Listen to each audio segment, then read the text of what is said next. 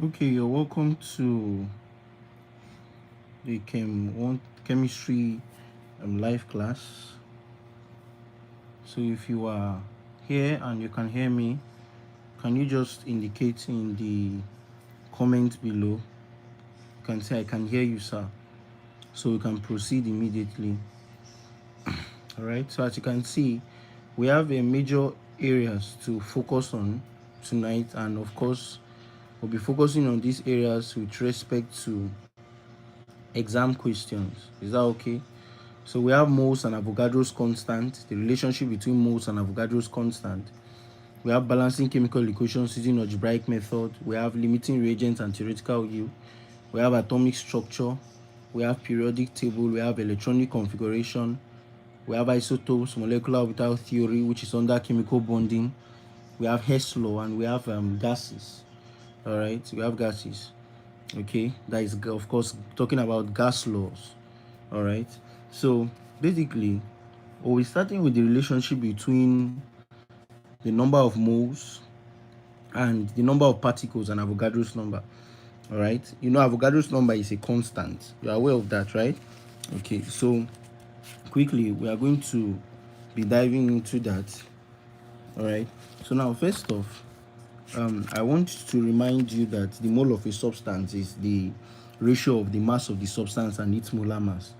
All right, and Avogadro's constant is 6.02 times 10 raised to power 23. All right, so this can be particles. It can also be atoms. It can also be molecules. So take note of that.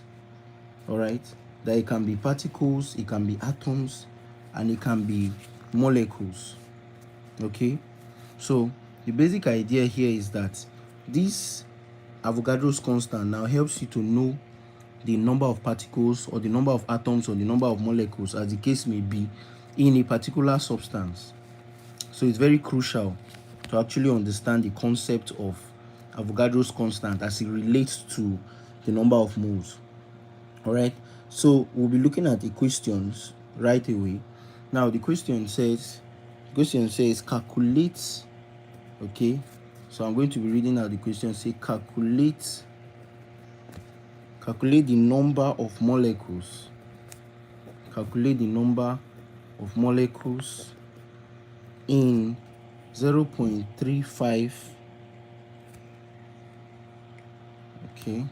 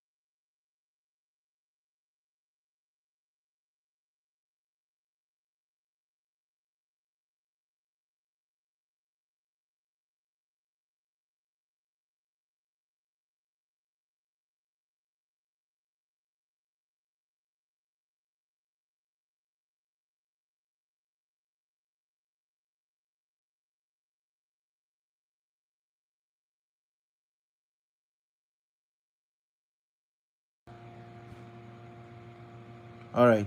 So as I was saying, now sorry for that break in transmission. Okay, I had to reset the video coverage. All right, so I believe you can hear me now. All right, so I was talking about particles, okay, atoms, molecules, as it relates to the Avogadro's constant. All right, so we have a question. Say calculate the number of molecules in 0.35 moles of C6H12O6. All right, as you know already, for those of you who do not know, this is glucose. All right, so how do we calculate the number of molecules when we have the moles of a substance? It's very simple. All right, so number of particles is equal to number of moles times Avogadro's constant. All right, now see, so now take for instance, now you don't know the number of moles. For instance, now in this question, now we are not giving the number of moles. So when you have the mass of the substance, how do you calculate the number of particles? Like I told you, the number of particles can be atoms, can be molecules, or you can also represent it as particles as well. But in this case now, they say we should determine the number of molecules. All right, number of molecules. So basically, like I said, it's just to multiply the number of moles by Avogadro's constant. Okay, by Avogadro's constant. So now the idea is this: if we don't have the number of moles, now we just divide the mass by the molar mass. That is, if we have the mass of the substance, then we'll multiply it by the Avogadro's constant. That if we have the mass, we divide by the molar mass, then multiply by Avogadro's constant. Okay, so we say 6.02 times 10 raised to the power 23 is the Avogadro's constant. Okay, so now, but in this case now we are giving moles straight up. So now solution to that question. Now we have moles here, and we are told to look for number of molecules. It's still the same formula that would actually apply. Okay, if it's number of particles, number of atoms, number of molecules, it doesn't matter.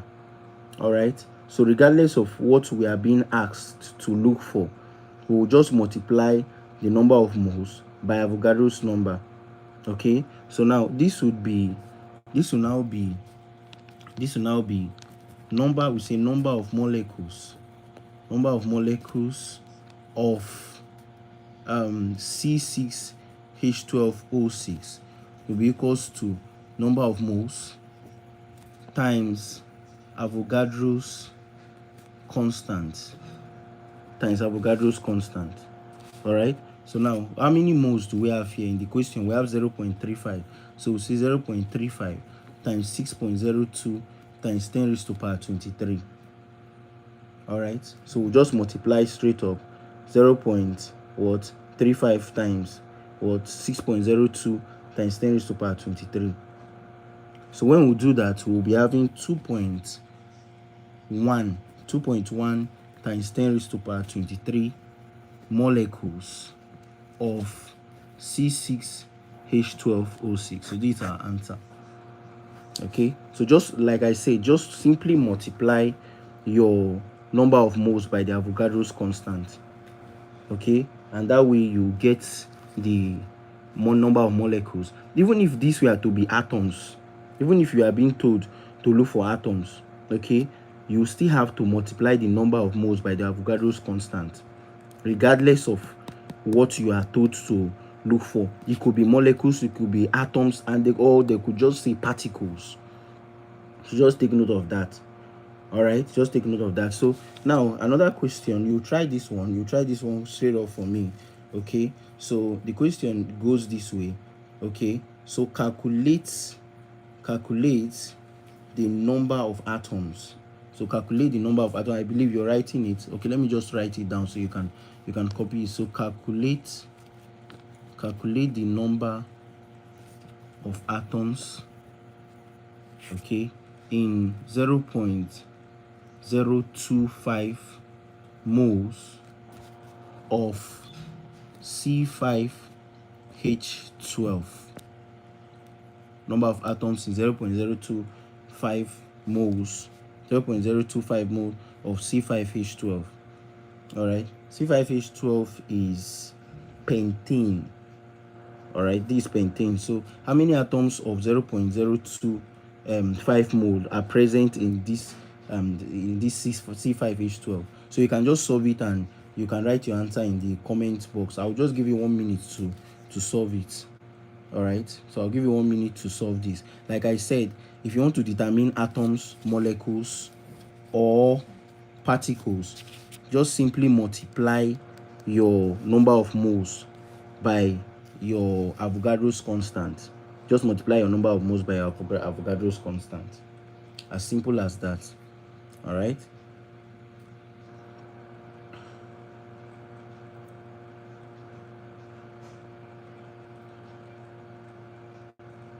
All right. So I believe you're attempting it. Like I said, attempt it quickly and write your answer in the comment box below. Let me be sure that you understood that part. Okay.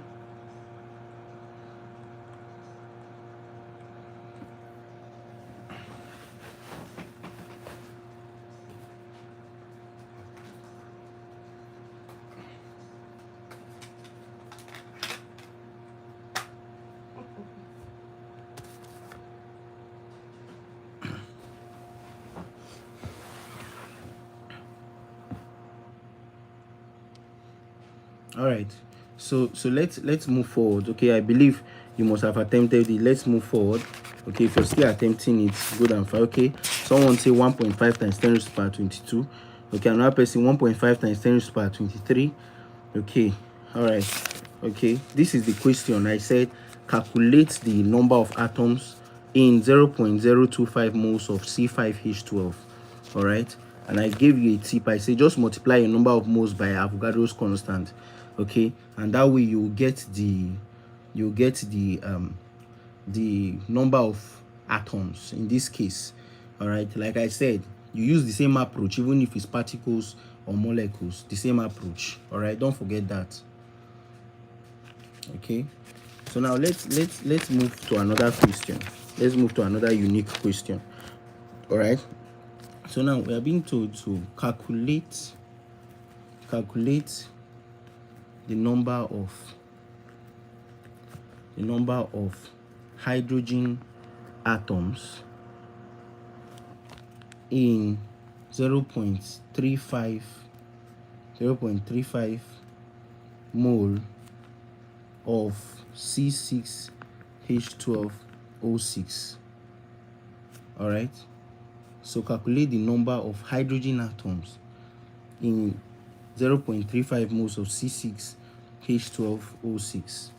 All right, now if you look at this one, in this case now we are being told to calculate a single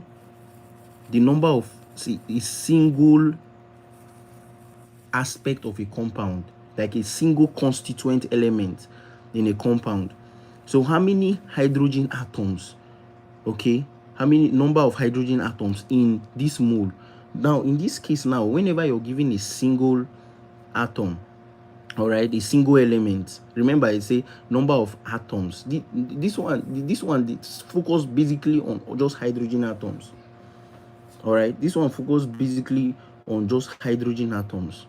So when they talk about a specific element, okay, you check how many atoms of that element are in the compound before you multiply.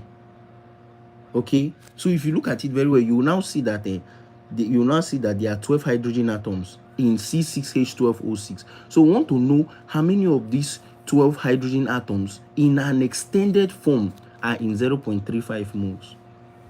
All right, so like I said, if you look at this one we solved, if you look at it, we did not multiply anything because in this case, if you look at this now, if you look at this, glucose is just 1 mole of glucose. So if it is a compound, a specific compound, you don't need to multiply it. But if they talk about an atom, like an element, a single element, you have to multiply it by the number of atoms there. So look at hydrogen. How many hydrogens here? There are 12. All right, so 12 hydrogens. Okay, so it means that okay, solution to this, now we say there are 12 atoms of hydrogen in what? C6, in C6H12O6. So what it means is that this time around, you will not just go straight and multiply this number of moles. Okay, you will not just go straight and multiply this number of moles. First of all, you have to multiply 12 atoms of hydrogen, okay, by what? By the Avogadro's constant. So now you will represent it this way. You will say 1 mole of C6H12O6 is equals to 12 hydrogen atoms times 6.02 times 10 raised to power 23. Okay, so you multiply this first. You multiply this 12 hydrogen atoms times this. So if we have 12 hydrogen atoms times this, we say now 1 mole of C6H12O6 will be equals to, now multiply your 12 times 6, 12 times 6.02 times 10 raised to power, okay, sorry, 12 times 6.02 times 10 raised to power 23. Okay, what do we have here? 7.224, right? So we have 7.224 times 10 raised to power 24.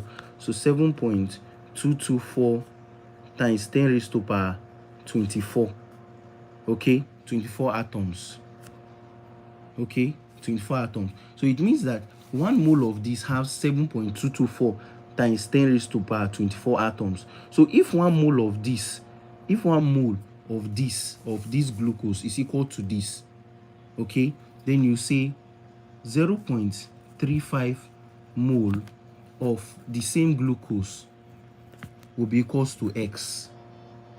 All right, so because like I said, okay, you know that 1 mole of this compound normally is supposed to be 6.02 times 10 raised to power 23, but you have to multiply this by this guy first. All right, you have to multiply this by this guy first, this Avogadro's constant. So it means that 0.35 mole times this will be equals to X. So how do you now get your X now? Your X now would be, you have to cross multiply. You say this times this over this. So you say 0.35 mole times 7.224 times 10 raised to power 24 atoms, all divided by 1 mole of C6H12O6. So this mole now, this thing now will cancel, mole will cancel mole. So you'll be left with your atom. So this will now be 0.35. This will now be 0.35 times 7.224. 7.224 times what? 10 raised to power what? 24. All right. If you now put equal to, now you'll be getting 2.5284 times 10 raised to power 24. All right, 2.5284 times 10 raised to power 24. Let's ensure that we are very sure. Let's confirm it again. Now from here, we say 12 times 6.02 times 10 raised to power 23 give us 7.224 times 10 raised to power 24, right? Good. So now we say 0.35. Now multiplying this by this and dividing by this, the number of moles by this guy. So say 0.35 times 7.224 times 10 raised to power what? 24. When we do this, we have 2.52. All right, 2.5284 times 10 raised to power 24. So we have, this is now equals to 2.52 what? 5284. 5284 times 10 raised to power 24 what? Atoms of what? C6H12O6. We can approximate this to 2.53 times 10 raised to power 24 atoms. All right, so that's the answer. That's basically the answer. All right, so it's very important, it's very crucial, okay, very crucial to understand it this way. If they talk about a specific element, ensure you multiply it by this guy before you use it. In fact, the shortcut to this, just multiply this by this, then that is when you now multiply it by your, if you look at now, it's the number of moles that will multiply it by this guy, as we did to the other one. Like I told you, that is just number of moles times the Avogadro's constant. But because this time around you're focusing on a specific element, now that element has 12 atoms, you have to multiply this 12 by it before you multiply by the number of moles to get this answer. All right, so it's important to note that. All right, it's important to note that. So now you can try this one on your own. You can try this one on your own. Okay, how many oxygen atoms are in 0.25 moles? So how many oxygen atoms? How many oxygen atoms are what in 0.25 mole of what CaNO3 2? All right, so how many oxygen atoms are here? How many oxygen atoms are in this guy? If you, let me give you a tip. Oxygen here, these two affect the oxygen. So oxygen is actually 6 here. So you have to multiply 6 first by Avogadro's constant before you multiply by this 0.25. Whatever you get will be your answer. As simple as that. Very straightforward. All right, like I did here, I multiplied 12 first by Avogadro's constant before I now multiplied it by 0.35. Leave all this big English here, just saying if 1 mole is equals to this, then this is equals to x. But basically what I actually did here was that I multiplied this by this, I got this, then I now multiplied it by this, then to get what? My 2.53 times 10 raised to the power 24. As simple as that. All right, so now let's look at a question where you are given, okay, like I say, look at the question. You can write it down quickly, because once I leave this area, I would skip it. Okay, please attempt this quickly. All right, so okay, so I'm seeing an answer 9.03 times 10 raised to the power 23. Okay, nice try. Now you can also try it. Not just one person should try it. More than as multiple as you guys, as many as you guys are watching this, you can attempt this question. Let's go to the next question. Now this time around, okay, a situation whereby mass is given. All right, so calculation on number of particles when mass is given. All right, when the mass is given, how do we approach that? Okay, how do we approach that? So now we'll look at a question now. Say how many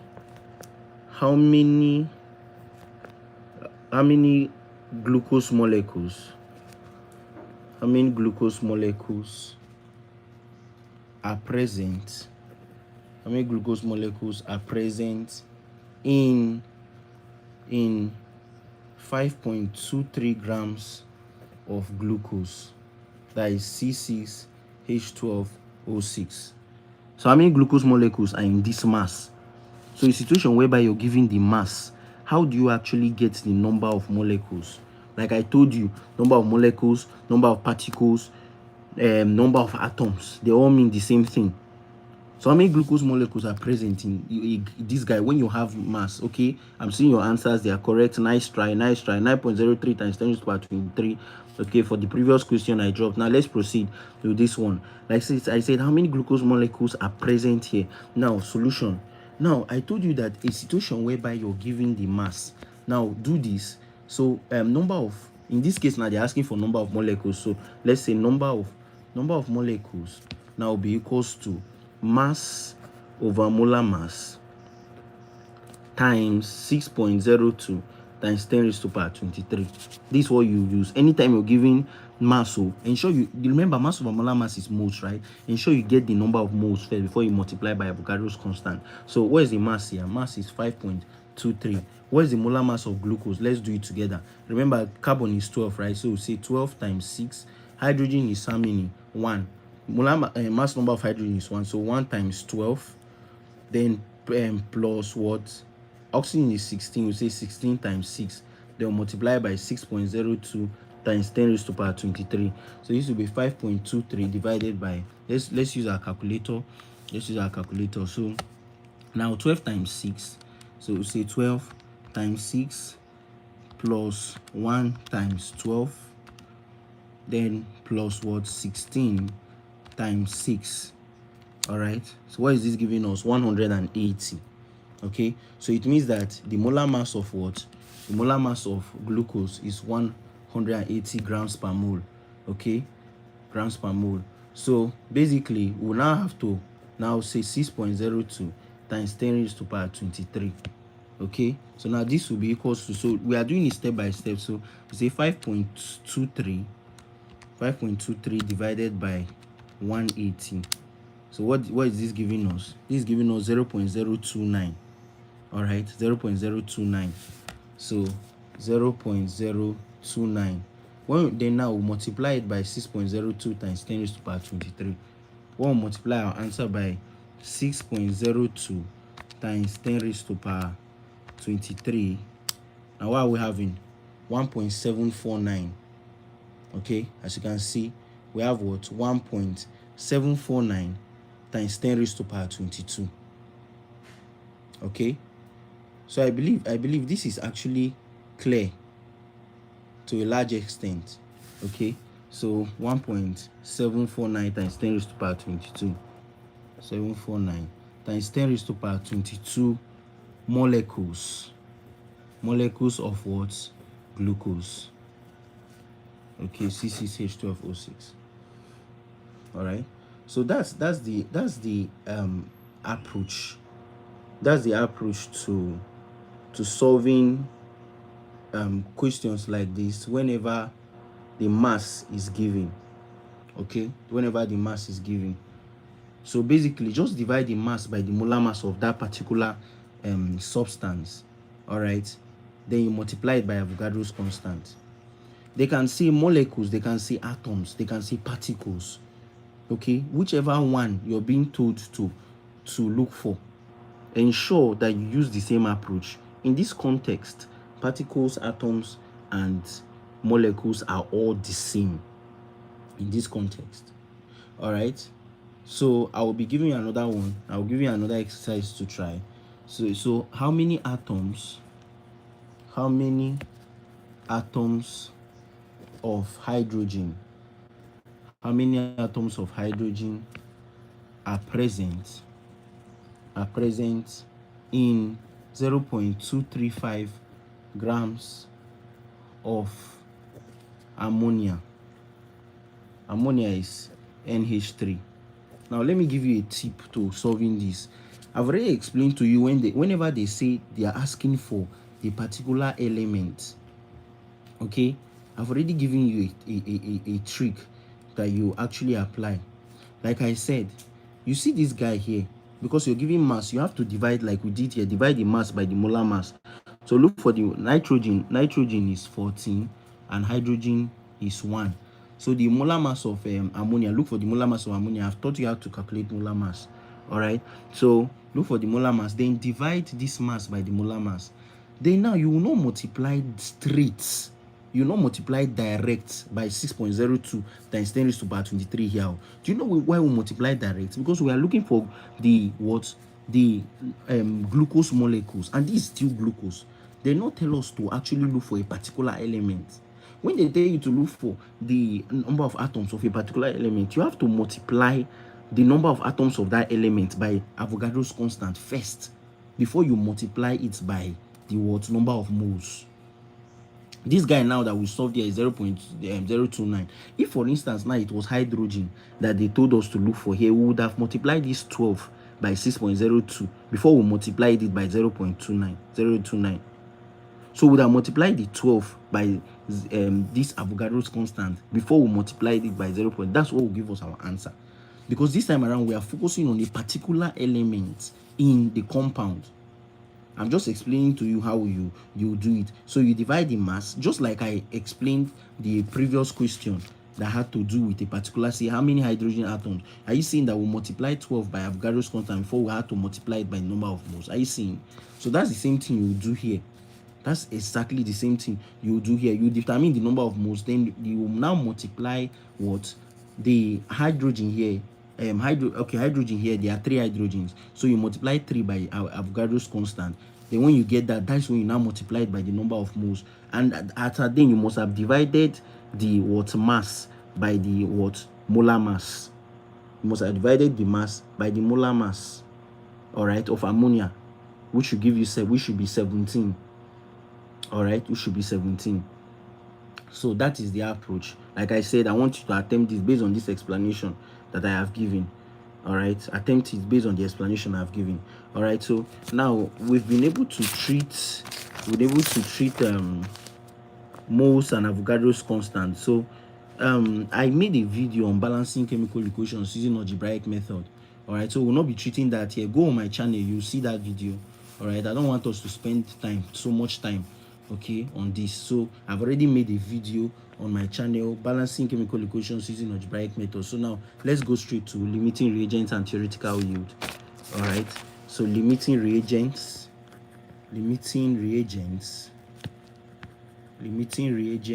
and theoretical yield. All right, so I can see your answers coming in. Good. I love this. Nice try. I love this. All right, so we'll be looking at limiting reagents right away. So I want you to actually understand that when we talk about limiting reagents, we are talking about the reactants. When we say reagent, it's also called limiting reactant. All right, so a limiting reagent or reactant is the reactant that is completely used up in the course of a chemical reaction. So any reactant that is completely used up because of a chemical reaction is called limiting reagent. And I want you to understand that limiting reagents are only reactants. Products cannot be limiting reagents. Reactants are usually the ones on the left hand side, okay? Products are the ones on the right hand side, okay? So the one that is completely consumed in the course of a chemical reaction is the limiting reagent. So how do we determine the limiting reagent? Now, the first step to determining the limiting reagent is to calculate the number of moles. Calculate the number of moles of each reactant present. Which means that you'll be giving the mass. All right, you'll be giving the mass of each reactant. So the first thing is to calculate the number of moles, and the formula for number of moles is the reacting mass, which is in grams, divided by the molar mass, which is in grams per mole. This is just simply mass over molar mass. Simple. It's just simply mass over molar mass. All right, so then what is theoretical yield? Okay, I forgot to define theoretical yield after defining the limiting reagent, although we'll look at theoretical yield, but let me define theoretical yield. So theoretical yield is the maximum amount of products that is left at the end of a chemical reaction. So the maximum amount of products that is left at the end of a chemical reaction is called theoretical yield. Okay, so when we actually calculate theoretical yield, it's important to note that the limiting reagent must have been known. Okay, so the limiting reagent must have been consumed. Limiting reagent also limits the rate at which reactants actually form products. From the word limiting, that reactant that is trying to slow down the chemical reaction, all right, by being consumed in the process. Okay, so basically the reactants that are left over once the limiting reagent is completely consumed, they are called excess reactants.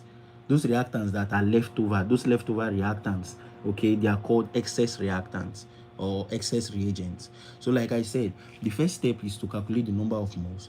Then now the second step now is to divide the moles by their stoichiometric coefficients.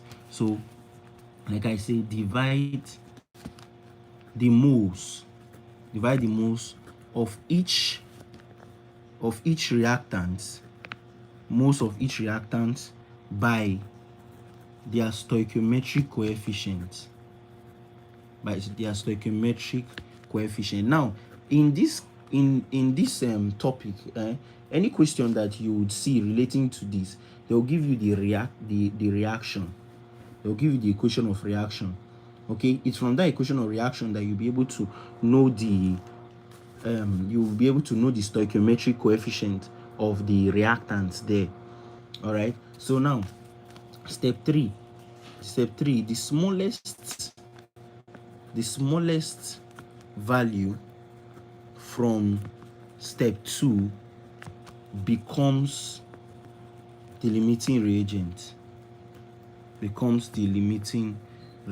So the smallest value from this step 2 becomes the limiting reagent of the reaction.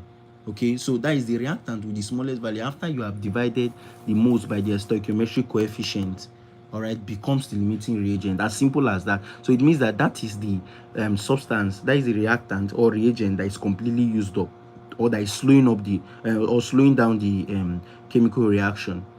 Okay, so that's it basically. So we'll be looking at a question. All right, we'll be looking at a question quickly. Now, take down. Now, at high temperature, now example 1 concerning this. Now, at high temperature, at high temperature, at high temperature, sulfur combines with iron. Sulfur combines with iron to form the brown black iron 2 sulfide. Brown black iron 2 sulfide, which is of course FeS. All right.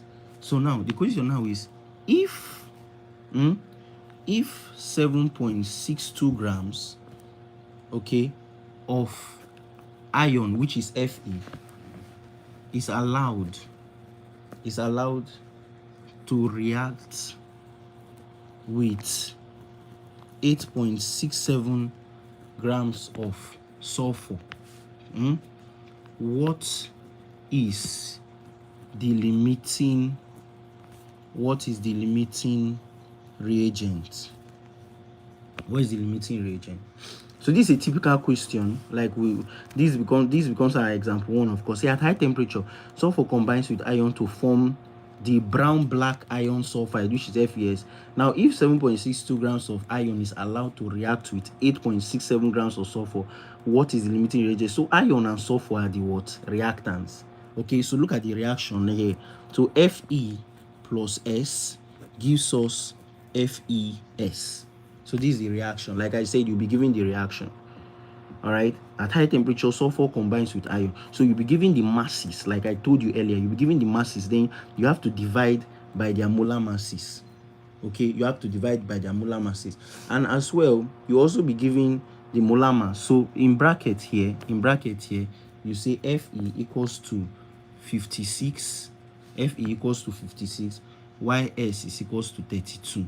Close the bracket. So the molar mass, or the mass number of iron is 56, while the mass number of sulfur is 32. All right. So now let's quickly solve this. Now, so solution to this question. All right. So now, how do we navigate through this? Very, very simple. Now, like I told you, the first thing is to calculate the number of moles. That is first step. So you say number of moles. So calculate the number of moles. Now, iron, number of moles of iron, Fe. Like I told you, is mass. What is the mass of iron here? 7.62, right? What is the molar mass? 56.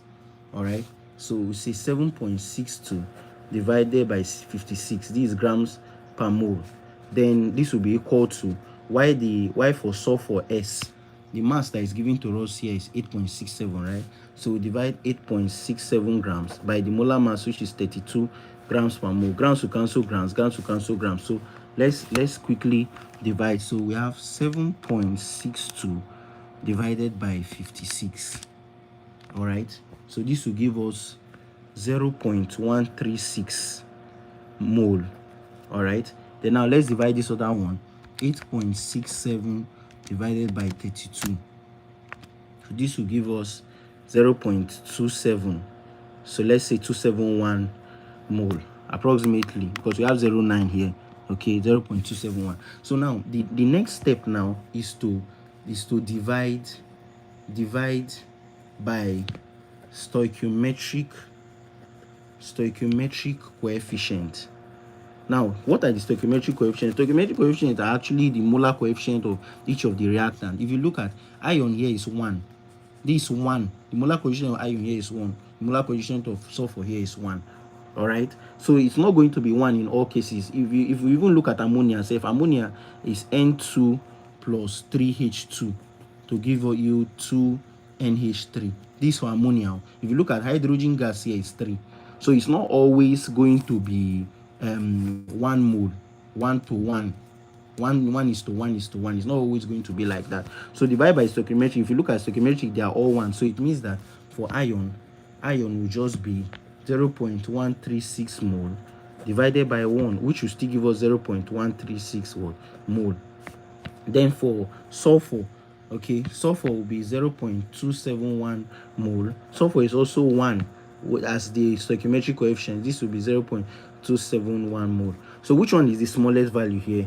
So the smallest value here is obviously 0.136. So it means that iron is the limiting reagent. Like I told you, the smallest value becomes the limiting reagent. All right, the smallest value becomes the limiting reagent. Okay, so it's very simple. The limiting reagent is not difficult to solve. All right, so now I want you to try this question. So what is the limiting reagent? What is the limiting reagent of 5 grams of N2 and 5 grams of H2, that's hydrogen gas? Now the reaction, first of all, we have nitrogen here. Nitrogen is 14, hydrogen is 1, and the reaction is 3H2 plus N2 to give us 2NH3. All right, this nitrogen gas, this hydrogen gas. So where's the limiting reagent here? I want to give you 1 minute to try this. Okay, you have to be very, very time conscious. So let me give you 1 minute to try this. Okay, let me give you 1 minute to try this. All right, okay, so like I said, it's very simple. First of all, you determine the number of moles. After determining the number of moles, you divide by the stoichiometric coefficient of each reactant, as simple as that. So in this case now, we are giving H2 and N2. Don't use hydrogen and nitrogen. We use hydrogen gas and nitrogen gas. So which means that the molar mass now you divide nitrogen gas by will be 14 times 2, because nitrogen is 2 here, which will be 28. Okay, so you divide 5 by 28. Why you divide 5 by 2? Because hydrogen is 1 times 2, 2. All right, then whatever you get as your answer in the moles, now divide it by their respective coefficient. If you see, hydrogen gas is 3 here, nitrogen gas is 1. So when you are dividing nitrogen gas, you divide nitrogen gas, then the number of moles that you calculated, you divide it by 1. When it comes to hydrogen gas, you divide the number of moles that you calculated in step 1 by 3. All right, so that would give you their stoichiometric ratios. The smallest value there, the smallest mole there, becomes your limiting reagent. All right, so I can see your responses. Okay, you say nitrogen gas, N2 is the limiting reagent. All right, that is very, very correct. All right, so one thing that you need to know is that the major application of limiting reagent is the determination of theoretical yield. So limiting reagent is solved to enable you to know the maximum amount of products that is actually formed at the end of a reaction, that is actually formed after the limiting reagent has been consumed, has been used up. All right, so that is the idea. That's the idea. All right, so basically, let's go to theoretical yield quickly. Like I told you, theoretical yield is the amount of products that is left. All right, that is left after a chemical reaction, that is after a limiting reagent has been consumed. All right, so now how do we calculate theoretical yield? Okay, but before that, I'll be giving you a question. That we would actually look at. All right, so we can be able to solve for theoretical yield, so I can explain. All right, so now let me write down the question. So now we say take the reaction 4NH3 plus 5O2 to give us 4NO plus 6H2O. all right, as you can see, 4NH3 plus 5O2, okay, to give us 4NO plus 6H2O. 4NH3 plus 5O2 to give us 4NO plus 6H2O. all right, So in an experiment, continuation, in an experiment, comma, 3.25 grams of NH3 is allowed to react with 3.5 grams of O2. Okay, now the questions are: A, what is the limiting reagent? That's the first question. Then B, what is the theoretical yield? What is the theoretical yield? All right, so these are the questions we are going to be looking at. Like I said, you can only find limiting reagent, theoretical yield rather, after you have found the limiting reagent, which means that, like I told you clearly and before now, the application of limiting reagent is to get theoretical yield, is to determine theoretical yield. All right, so it's very important, it's sacrosanct for you to understand that. All right, so now the first thing is to calculate the limiting reagent, and you know how we do it. What are the reactants here? NH3 and O2, right? NH3, that is ammonia and oxygen gas. These are the reactants. The products are NO, that is nitrogen monoxide and water. All right, those are the products. So now, what is the solution to this question? Now, the first thing I told you now is to calculate the number of moles. So NH3 is the first reactant. Moles of NH3 will be mass over molar mass, right? So what is the mass of ammonia here? 3.25 grams. What is the molar mass of ammonia? Let us calculate it. Nitrogen is 14, right? So 14 plus 1 times 3. So this will be 3.25 divided by 17. Okay, let's solve that. So 3.25 divided by 17. So this will give us 0.191, or let's say 0.1912. 0.1912. Okay, 0.1912. Yes, 0.1912 mole. Okay, now that's for ammonia. Then let's calculate for oxygen gas, O2. Okay, now O2, mass of oxygen gas here is 3.5.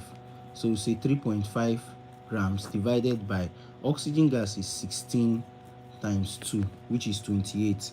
So no, 16 times 2 is 32. So 3.5 divided by 32. All right, so 3.5 divided by 32. So this will give us 0.109. So 0.109 mole. Now the next thing now is to divide by stoichiometric coefficient. Let me just say SC, stoichiometric coefficient. Now let's start with NH3. So divide their moles by stoichiometric coefficient. What is the coefficient of ammonia here? 4. Look at the reaction. It's 4 here. Oxygen gas is 5. As you can see, look at it. Let me bring it closer. 4, 5. All right, this guy here is 4NO, 6H2. But when we talk about limiting reagent, I've said it countless times, we don't consider products, we only consider reactants. All right, so basically let's move forward. For NH3 now we have to divide this guy. So 0.1912 by what? By 4, because 4 is the what? Molar coefficient, also called stoichiometric coefficient. So we say what? 0.1912 divided by what? Divided by 4. All right, so this is 0.0478. 0.0478 mole. Okay, let's do the same thing for this guy, O2. So where is the number of moles? 0.109. When we divide it by what? By 5. So divide it by 5 because 5 is the stoichiometric coefficient. So we say what? 109 divided by 5. Okay, so what do we have here? 0.0218. So we have 0.0218 mole. So what it means is that what? oxygen gas O2 is the limiting reagent because this is the smallest mole here. So it means that O2 is the limiting reagent. So we have been able to do justice to this question. I've been able to do justice. So now let's go to B. So this is solution for A. Now let's look at solution for B. So now I want to now show you the formula or tell you the formula on how to calculate theoretical yield. All right, how to calculate the theoretical yield. So calculating the theoretical yield, okay, let me give you the formula. All right, so basically you have to understand that, like I said severally, the limiting reagent is always a very key factor when it comes to theoretical yield. So how do you do that? All right, how do you do that? So the formula is this. It's very simple. So you divide, you say mass of, so theoretical yield, let me just write it. Theoretical yield, all right, this will be equals to, you say mass of limiting reagent, divided, let me because of space, let me take it to the top. Let me take it here. Okay, let me take it here. So theoretical yield, like I said, is mass of limiting reagent. Let me say LR, mass of limiting reagent, okay, divided by, that is the mass that you're given of the limiting reagent in the question. The limiting reagent you knew in this question now is oxygen gas. So the mass, you would now divide the mass, all right, you now divide the mass by, use n times molar mass of limiting reagent, all right, then times n times molar mass of product, n times molar mass of product. Let me bring it closer so you'd see it. So the mass of the limiting reagent that is given to you in the question divided by n. What is n? N is the stoichiometric coefficient. So multiply it by the molar mass of your limiting reagent, then multiply everything by n times the molar mass of your product. All right, n times the molar mass of your product. Okay, now let's solve it so you'll be able to understand the formula better. Now let's solve the theoretical yield. So theoretical yield in this question, what is the mass of limiting, first of all, what is the limiting reagent? O2, right? What was the mass? 3.5, right? Look at it, 3.5. If NH3 was our limiting reagent, we'll use the mass of the NH3. All right, use the mass of NH3. But we are using the mass of O2 because O2 is our limiting reagent. So what do? We say the mass is 3.5 grams divided by n times the molar mass of limiting reagent. That is the stoichiometric coefficient of your limiting reagent by times its molar mass. What is the stoichiometric coefficient of your limiting reagent? 5, right? So you say 5 times the molar mass. The molar mass of limiting reagent is 32. Okay, limiting reagent is O2. Okay, don't forget that limiting reagent is oxygen gas, and the molar mass, remember the molar mass was what? 32, right? That is what? 16 times what? 2. Okay, so n times the molar mass of your limiting reagent, then all times, remember here is grams per mole, right? Then all times the n times the molar mass of your product. Now the molar mass of your product here is NO and water. So we are going to find the theoretical yield of both of them because they are 2. Okay, they are 2. So we'll find for both nitrogen oxide and also for nitrogen monoxide and also for water. So now let's look for that of NO first. So let's say theoretical yield of NO. All right, theoretical yield of NO before we look at theoretical yield of water. All right, then we'll add both of them together to get the total theoretical yield. So now what is the stoichiometric coefficient of nitrogen oxide? Here is 4, right? So we'll say 4 times molar mass of nitrogen oxide. Molar mass of nitrogen oxide, nitrogen is 16. So 16 plus nitrogen oxide is NO now. So sorry, nitrogen is 14. So 14 plus 16 will give us 30, right? So this will be 4 times 30 grams per mole. Grams per mole will cancel grams per mole. So we'll be left with 3.5 3.5 divided by 5 times 32. 5 times 32. What did it give us? 0.021875. 0.021875. We did this divided by 0.021875. Okay, then multiply it by 4 times 30 should give us 120. All right, 4 times 30 should give us 120. Okay, so now let's multiply. So now we say 0.021875 times 120. 21875 times 120. So this will give us 2.625. All right, so 2.6. So we have 2.625 grams of NO. All right, so this is the theoretical yield of NO. Okay, this is the theoretical yield of NO. So now in the question they said what is the theoretical yield. They did not tell us specifically. So if they tell you specifically to look for the theoretical yield of nitrogen monoxide, then just look for only NO and relax. But if they say look for theoretical yield, it means that they are asking you to look for a theoretical yield of the 2 products or all the products. Sometimes you can even have 3 products. All right, if you have only 1 product, good and fine. Like ammonia, if ammonia is formed, we have only 1 product. If iron disulfide, that is iron 2 sulfide, is formed, we have only FeS. But in this case, we have 2 products. If they tell you what is theoretical yield of NO, you just solve this and relax.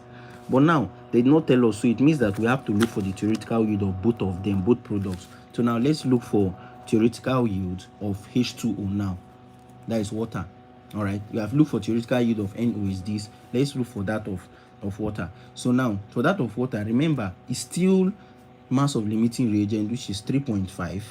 okay, 3.5 grams divided by 5 times 32 grams per mole, then times the N times the molar mass of product. Since we are using water now, let's now look for what is the stoichiometric coefficient of water. 6, right? Remember we use 4 here because we are solving for NO. This time around we'll use 6 because we are solving for water. So we'll say 6 times what is the molar mass of water?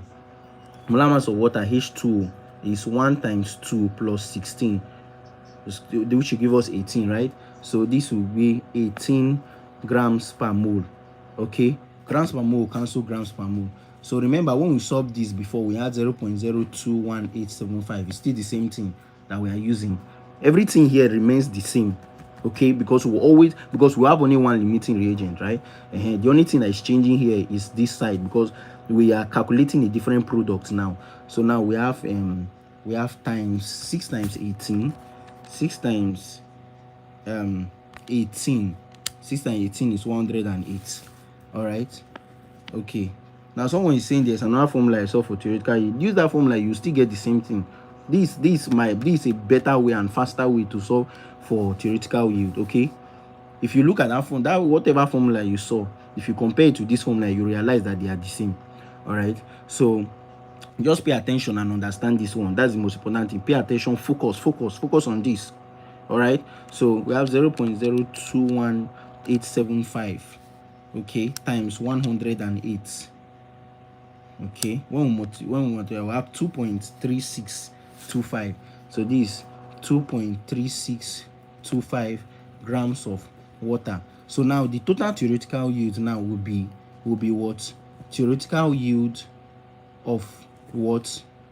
NO plus theoretical yield of H2O. We'll now add both of them. So this will be 2.625 grams plus 2.3625 grams.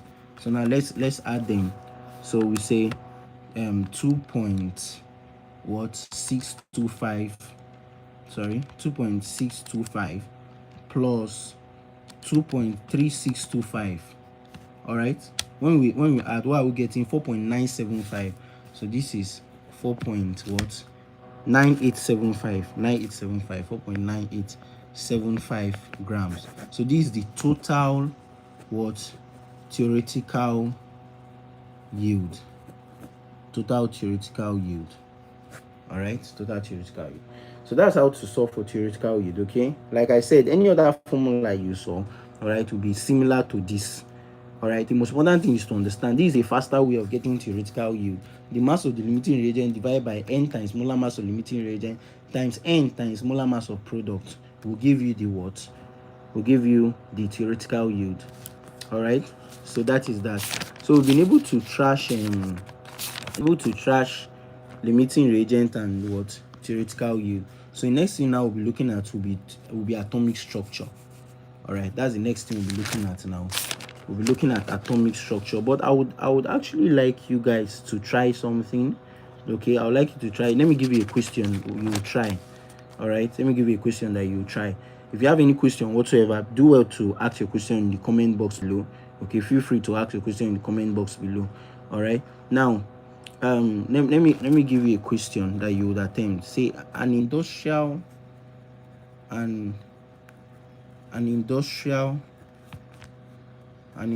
scientist carried out an experiment reacting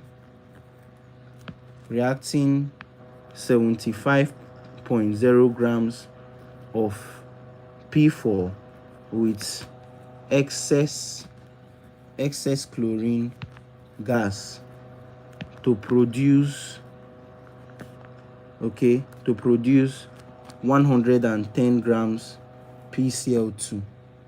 Okay, PCl2 or PCl3. Okay, now in the laboratory, excess chlorine gas of, let me add, of 40 grams. All right, of 40 grams to produce 110 grams. Okay, hold on, let me correct this question. Okay, to produce PCl3 in the laboratory, now determine a limiting reagent, then B theoretical yield. Okay, theoretical yield. So basically we have in brackets, we have our phosphorus here. Okay, so we have our P here. These are phosphorus. Okay, then we have chlorine gas as well. So you find the molar mass of phosphorus, then chlorine gas is 35.5. okay, I must not give you everything. I mean, the molar mass of phosphorus is very simple, it's very known. In fact, phosphorus is one of the first 20 elements now, so you should know the molar mass of, or the mass number of, all the first 20 elements. So determine for phosphorus, then go ahead and do your solving. So okay, let me not harbor the reaction. Let me give you the reaction. So the reaction is P4 plus 6Cl2 to give us PCl3. All right, 4PCl3. Okay, 4PCl3. So this is the question I want you to actually attempt. Reacting 75 grams of P4 with excess chlorine gas of 40 grams to produce PCl3 in the laboratory. Determine the limiting reagent, B theoretical use. So like I said, you should know the molar mass of phosphorus. Chlorine is 35.5. all right, remember it is chlorine gas, and chlorine gas is Cl2. If you look at it, Cl2 here, it's not just Cl. The Cl2 that is the reactant, it's not just Cl. The other one is P4. all right, the other one is P4. Okay, so let me give you a very short time. Let me give you a short time to attempt it. Then we'll go to the next one, which is the atomic structure. All right, atomic structure. So attempt it. Go ahead and attempt it.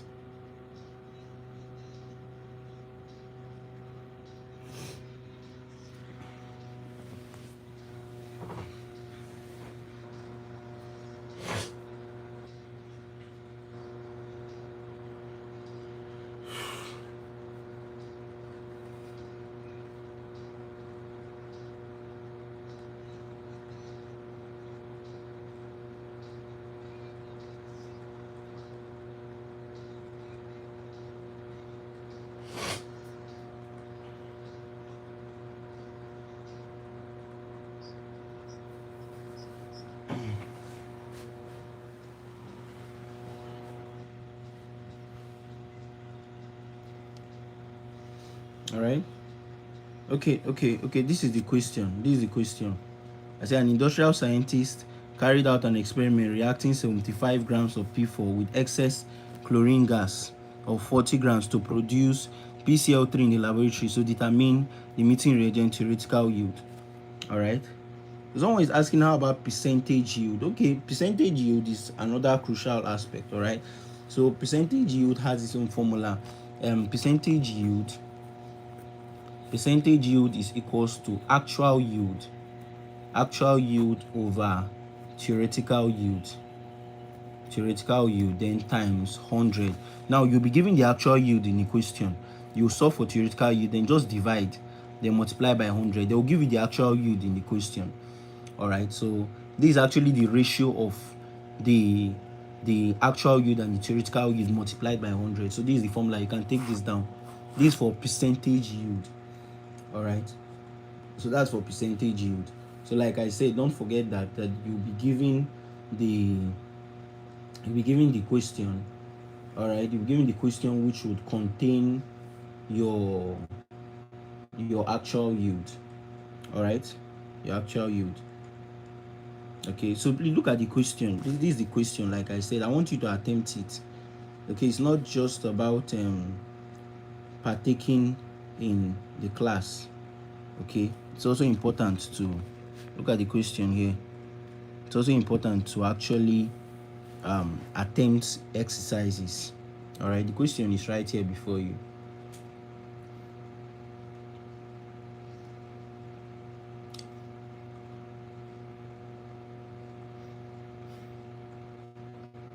All right, so I'm giving you an extra 1 minute to solve that. Give me an extra 1 minute to solve that. Then we'll quickly look at atomic structure. Quickly look at atomic structure. We'll quickly look at calculations that are under atomic structure.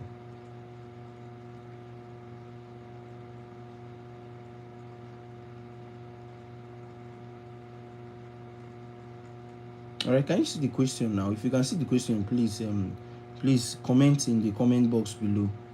If you can see the question now, because some of you are still saying you can't see the question. If you can see the question now, please comment. Let me be sure that the question is now clearly visible.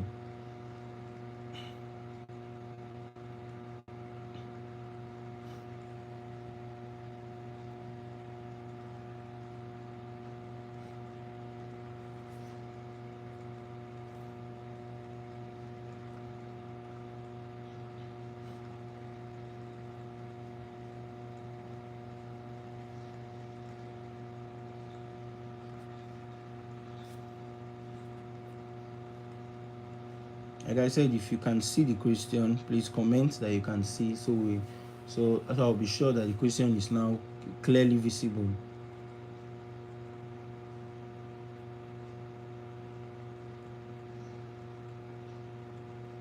All right, so I believe you're solving it now. Like I said, I'm waiting for your answer. All right, so you first of all tell me what the limiting reagent is, after which you tell me the theoretical yield.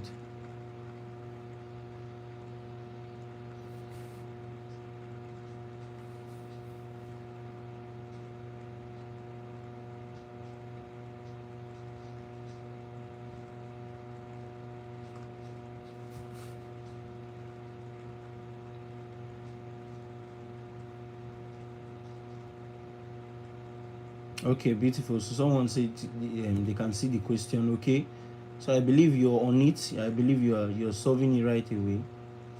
Okay, I believe you're solving it right away.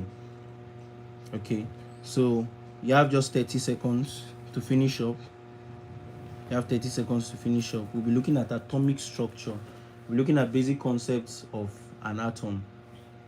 Basic concepts of an atom. And some major calculations that you have to know.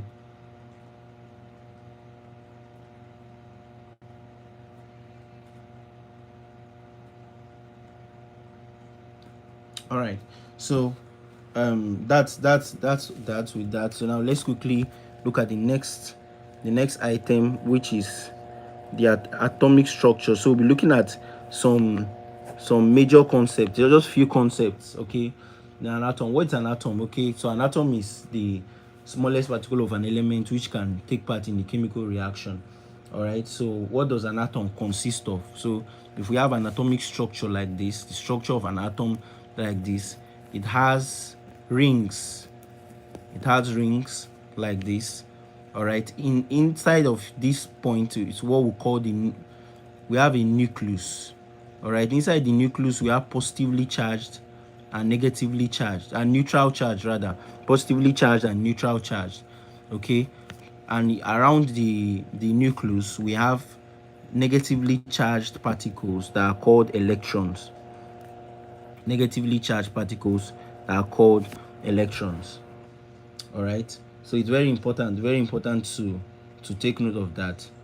All right, so basically, like I said, the atom consists of the nucleus. All right, and the nucleus is made up of the protons and the neutrons. All right, while around the atom we have what we call orbitals. All right, orbitals. These orbitals contains electrons.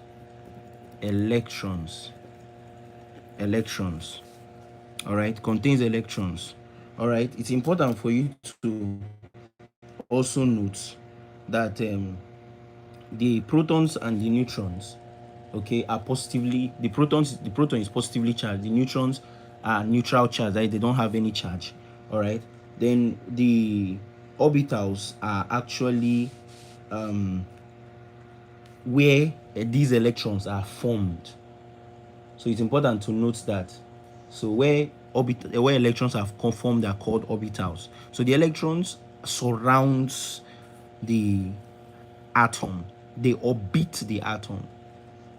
Okay, they orbit the atom. Those are electrons. All right. So it will also interest you to know that we have what we call a neutral atom. All right, a neutral atom. So what is a neutral atom? A neutral atom is when the number of protons are equal to the number of electrons. When the number of protons in the nucleus are equals to the number of electrons that are orbiting, that's what we call a neutral atom. All right, that's what we call a neutral atom. When both of them are equal, when it's not charged, when the atom is not charged, it doesn't have a charge. For instance, now there's a difference between oxygen atom and when you have a charge O2 minus. In this case now, the number of protons and the number of electrons are not the same because it's not neutral. But this one that doesn't have a charge is neutral. All right, that one is neutral.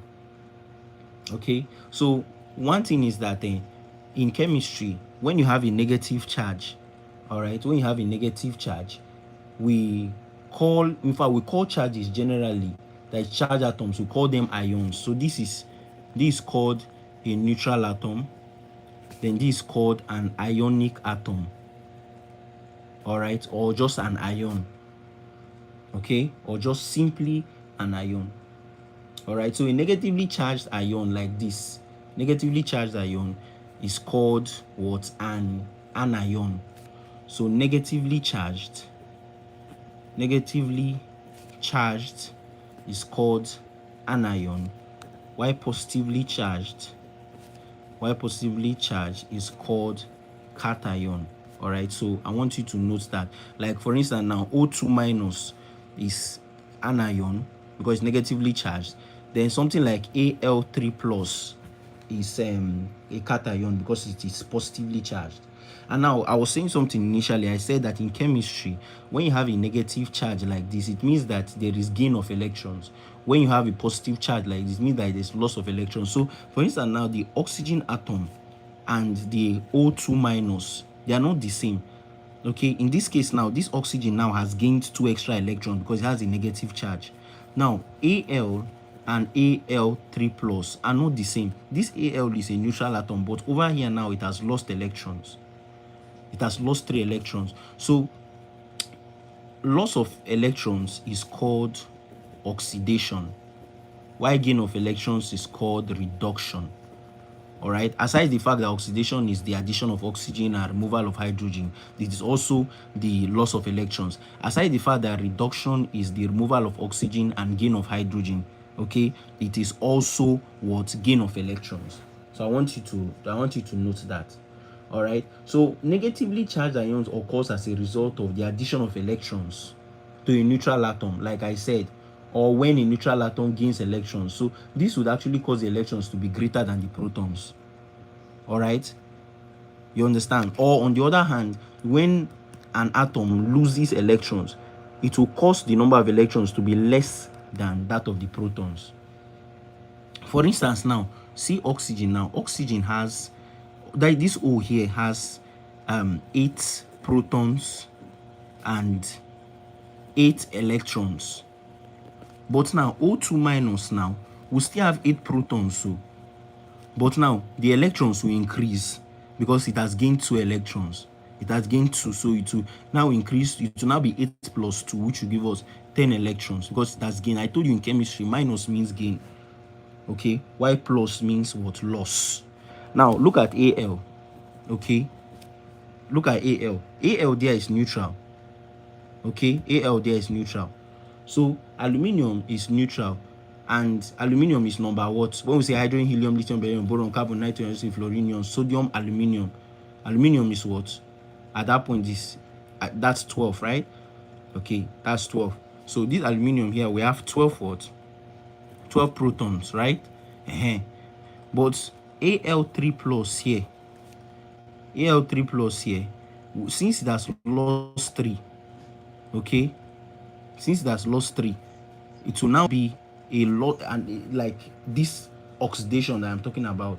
Okay, let's be sure of aluminium. Aluminium in the periodic table, we have hydrogen 1, helium, lithium, beryllium, boron, carbon, nitrogen, oxygen, fluorine, sodium what? Aluminium, sodium, aluminium, sodium, magnesium, aluminium. Okay, aluminium is 13. Yes, 13. So this one now will reduce it to 10. All right, so this one will reduce it to 10. Okay, this one will reduce it to 10 because now it means that it has lost 3 electrons. All right, so it will reduce it to 10 electrons. So here now it was 13 protons and 13 electrons, but now we'll now have 10 electrons here, but the protons will still remain the same. I hope you're understanding it. Protons remains the same even after it is charged. The only thing that will change will be the electrons. The only thing that would change will be the electrons. So now we have 13 protons and 13 electrons when aluminium is neutral. Like I told you, it is neutral when it does not have a charge. But when it has a charge, it's no longer neutral. Instead, it is an ion. And in this case now, it has a positive charge, so it's a cation. This one is an anion. All right, this one is an anion. So we have 10 electrons and we have still 13 protons. So it still remains the same. All right, it still remains the same. Okay, so that's by the way. So it's very important to actually take note of that. All right, it's very important to actually take note of that. All right, so now moving forward, there are also some things that you have to take note of. Okay, now protons, the proton of any atom, okay, is also called the atomic number. So these protons is called the atomic number. Another thing is that now protons plus, now like I said, proton is called atomic number. Okay, proton is called atomic number. Now protons plus neutrons gives you mass number, and these two guys are inside the nucleus, so they are embedded in the nucleus of the atom. Okay, then for electrons, okay, for electrons, the mass number, okay, the mass number, how to now get the electrons, like I told you, that mass number now, okay, which is the product of the sum of the protons and the neutrons rather. So the mass number minus the neutrons, let me get the protons first. Will give you the protons. Okay, the mass number 2 minus protons will give you neutrons. All right. So the only time that neutrons actually change is when we have isotopes. So isotopy is actually a term where the number of protons remains constant, but the neutrons changes. So it gives us different mass numbers. All right. So now, then atomic number minus charge. Atomic number minus charge will give us the number of electrons. Okay. So the atomic number minus the charge will give us the number of electrons. So it's important to note that. All right. I believe you can. You still hear me, everyone? If you can hear me, say I can hear you, so we'll proceed. Because someone is saying network is breaking. If you can hear me, say I can hear you, sir, so we can proceed.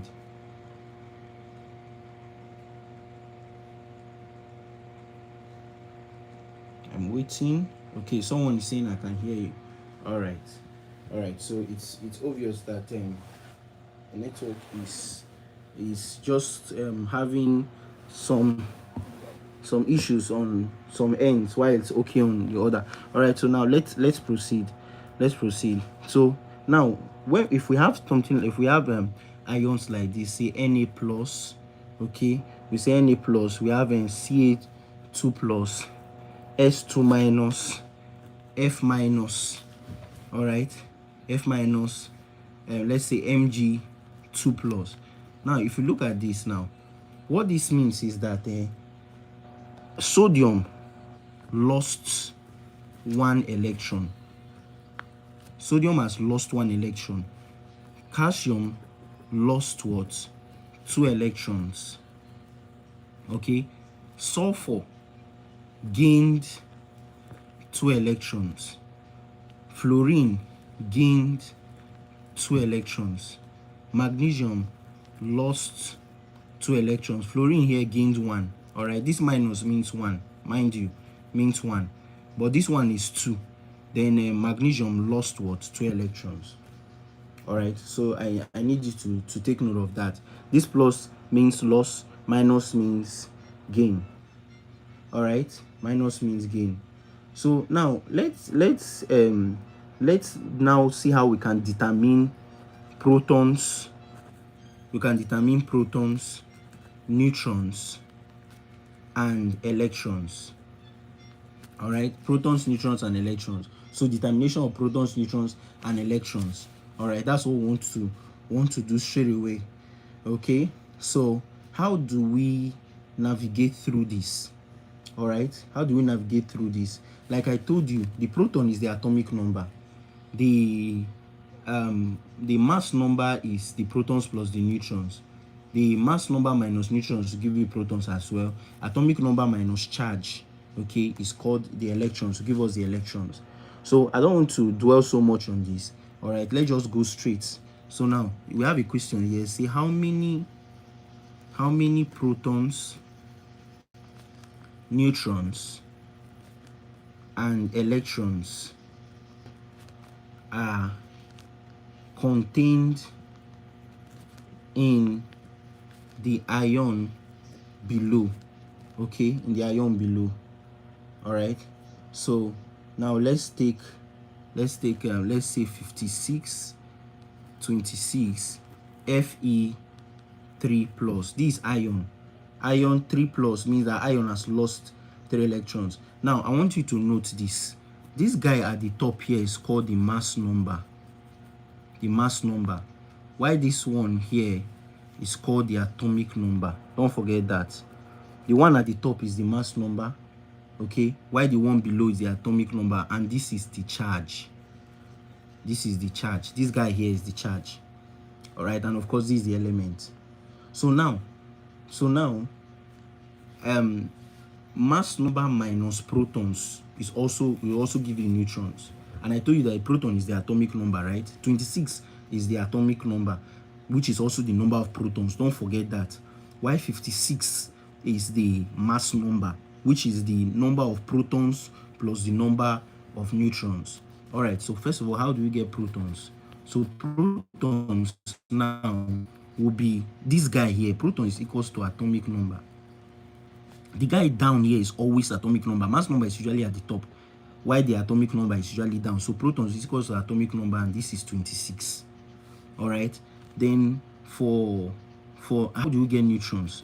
So neutrons is equals to mass number minus protons.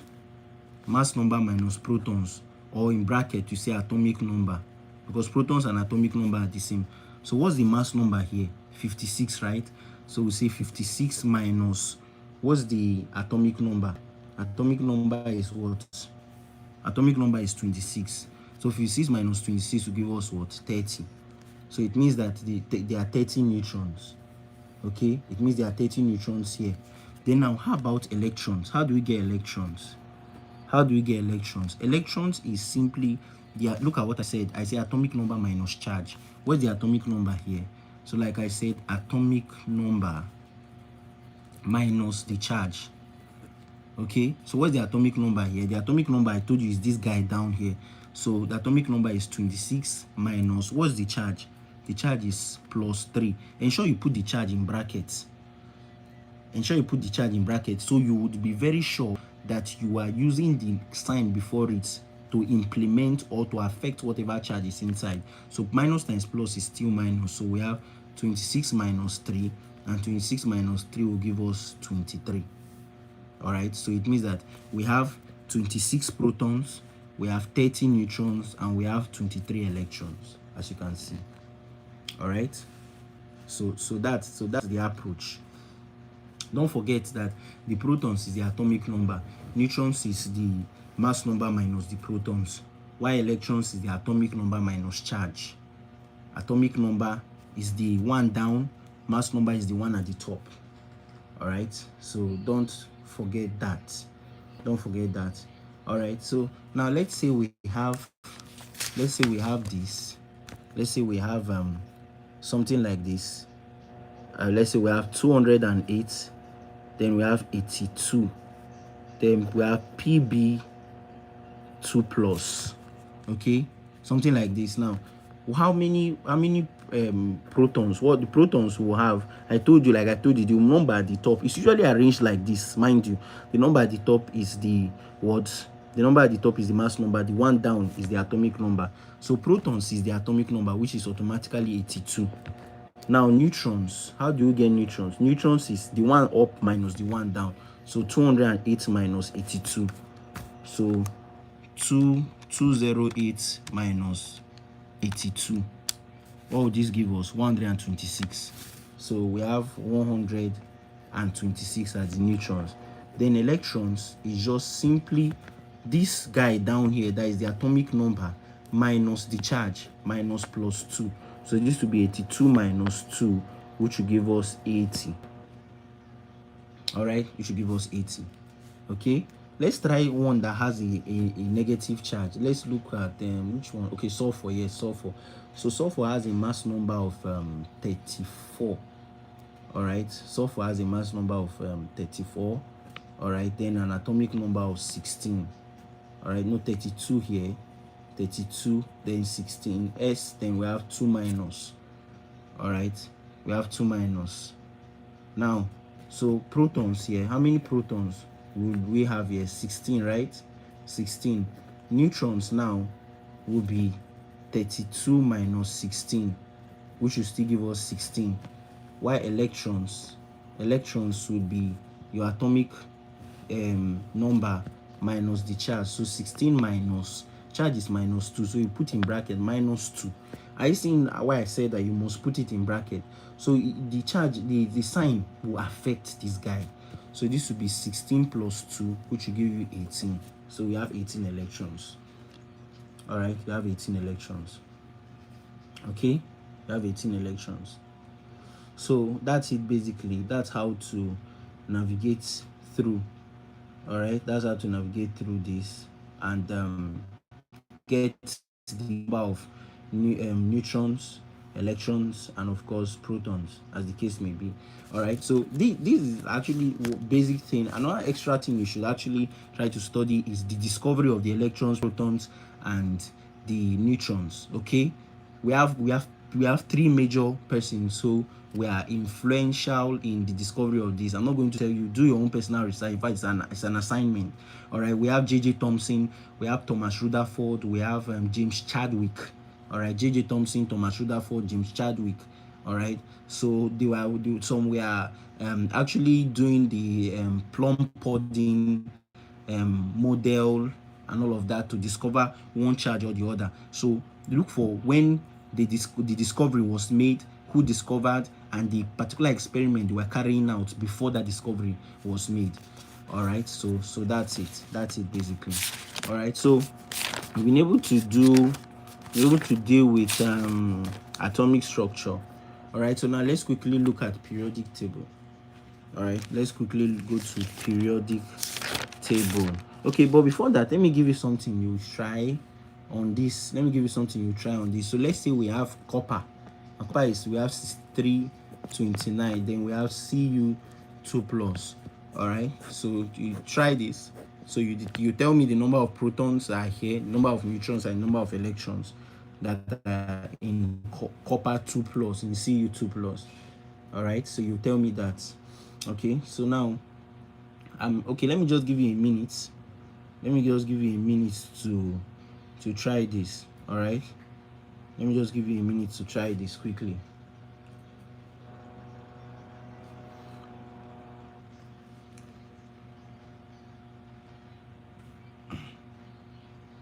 So try this. Write your answer in the comment box below. Proton, someone say proton is 63. Proton cannot be 63 now. I told you that this one at the top is the mass number. This one is the protons. Follow the explanation I gave and solve this thing accurately. This guy, the proton is 29. Then to get the neutrons, subtract 63 by 29. Then to get the electrons, say 29 minus the charge. As simple as that. All right, as simple as that.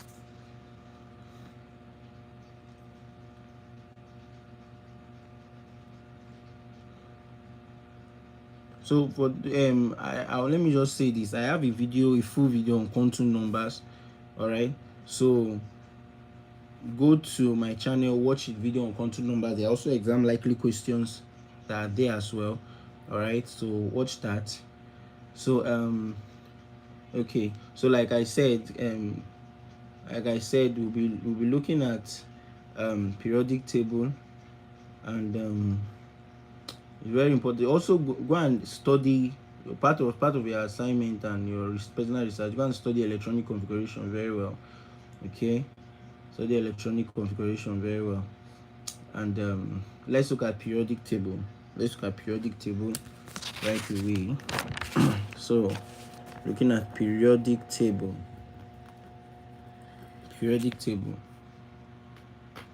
All right, so I believe we are together. If you can hear me, say you can hear me. If you can still hear me, say you can hear me. All right, I can see your response here. I can see your answers. Perfect, beautiful, nice one. I can see your answers. Okay, so we're looking at periodic table, like I said. So if you can hear me, say you can hear me, so we can proceed. Okay, I just need one comment. I can hear you, sir. Okay, beautiful. So I've seen one. So now let's proceed.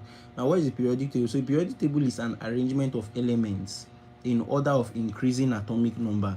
So when elements are actually arranged in order of increased atomic number, that is what periodic table is. Okay, so the modern periodic table is the one we have now. All right, so we have the modern period. That's what we use. The modern periodic table is the modern periodic table we use. And one thing you must know about the modern periodic table is that it is guided by what we call the periodic law. Okay, what we call the periodic law. So I'll be stating the periodic law. So what is periodic law? Periodic law states that the chemical and physical properties of the elements are periodic function of their atomic numbers. The chemical and physical properties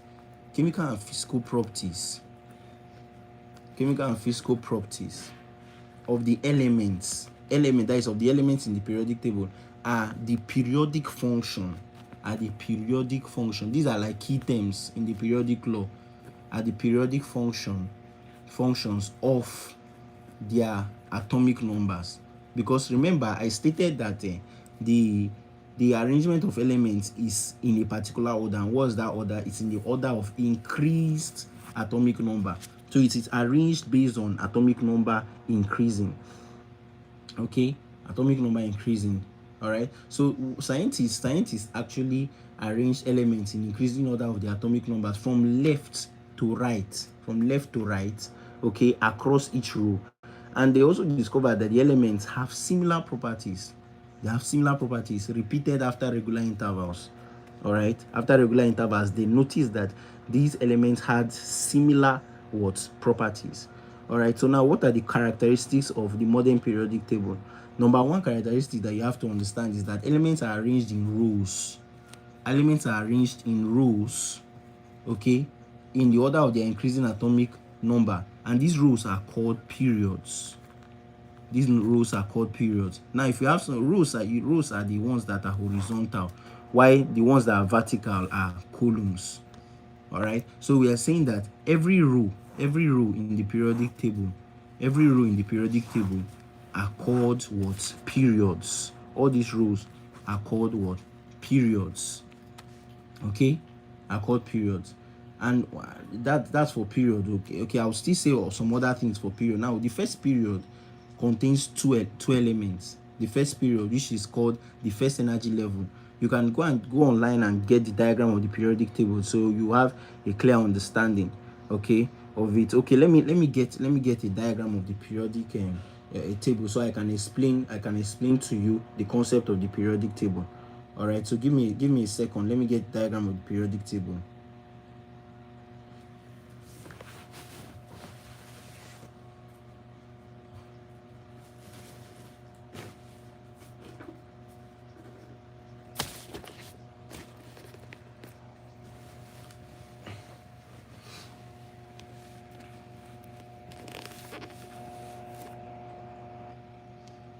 All right, so this is the diagram of the periodic table.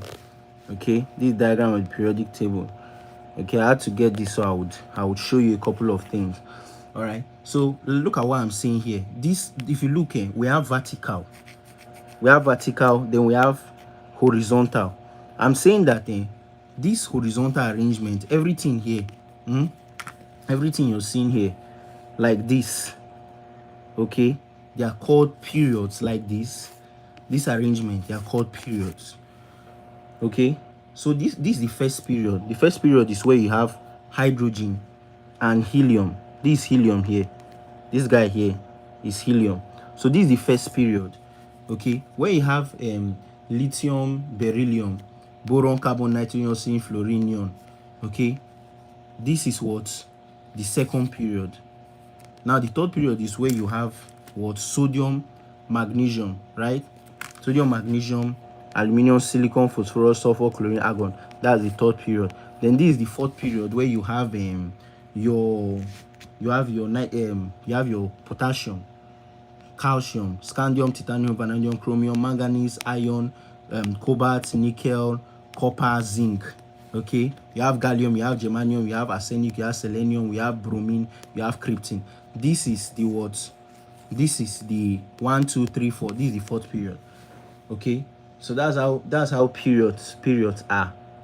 Okay, so now one thing you need to understand, that each period represents the number of shells or energy levels present in an atom of an element. Okay, for instance, now period 2, this is period 2. If you look at period 2 have if you look at period 2, you have 1, 2, 3, 4, 5, 6, 7, 8. Are you seeing it? You have how many elements in period 2? You have 8 elements.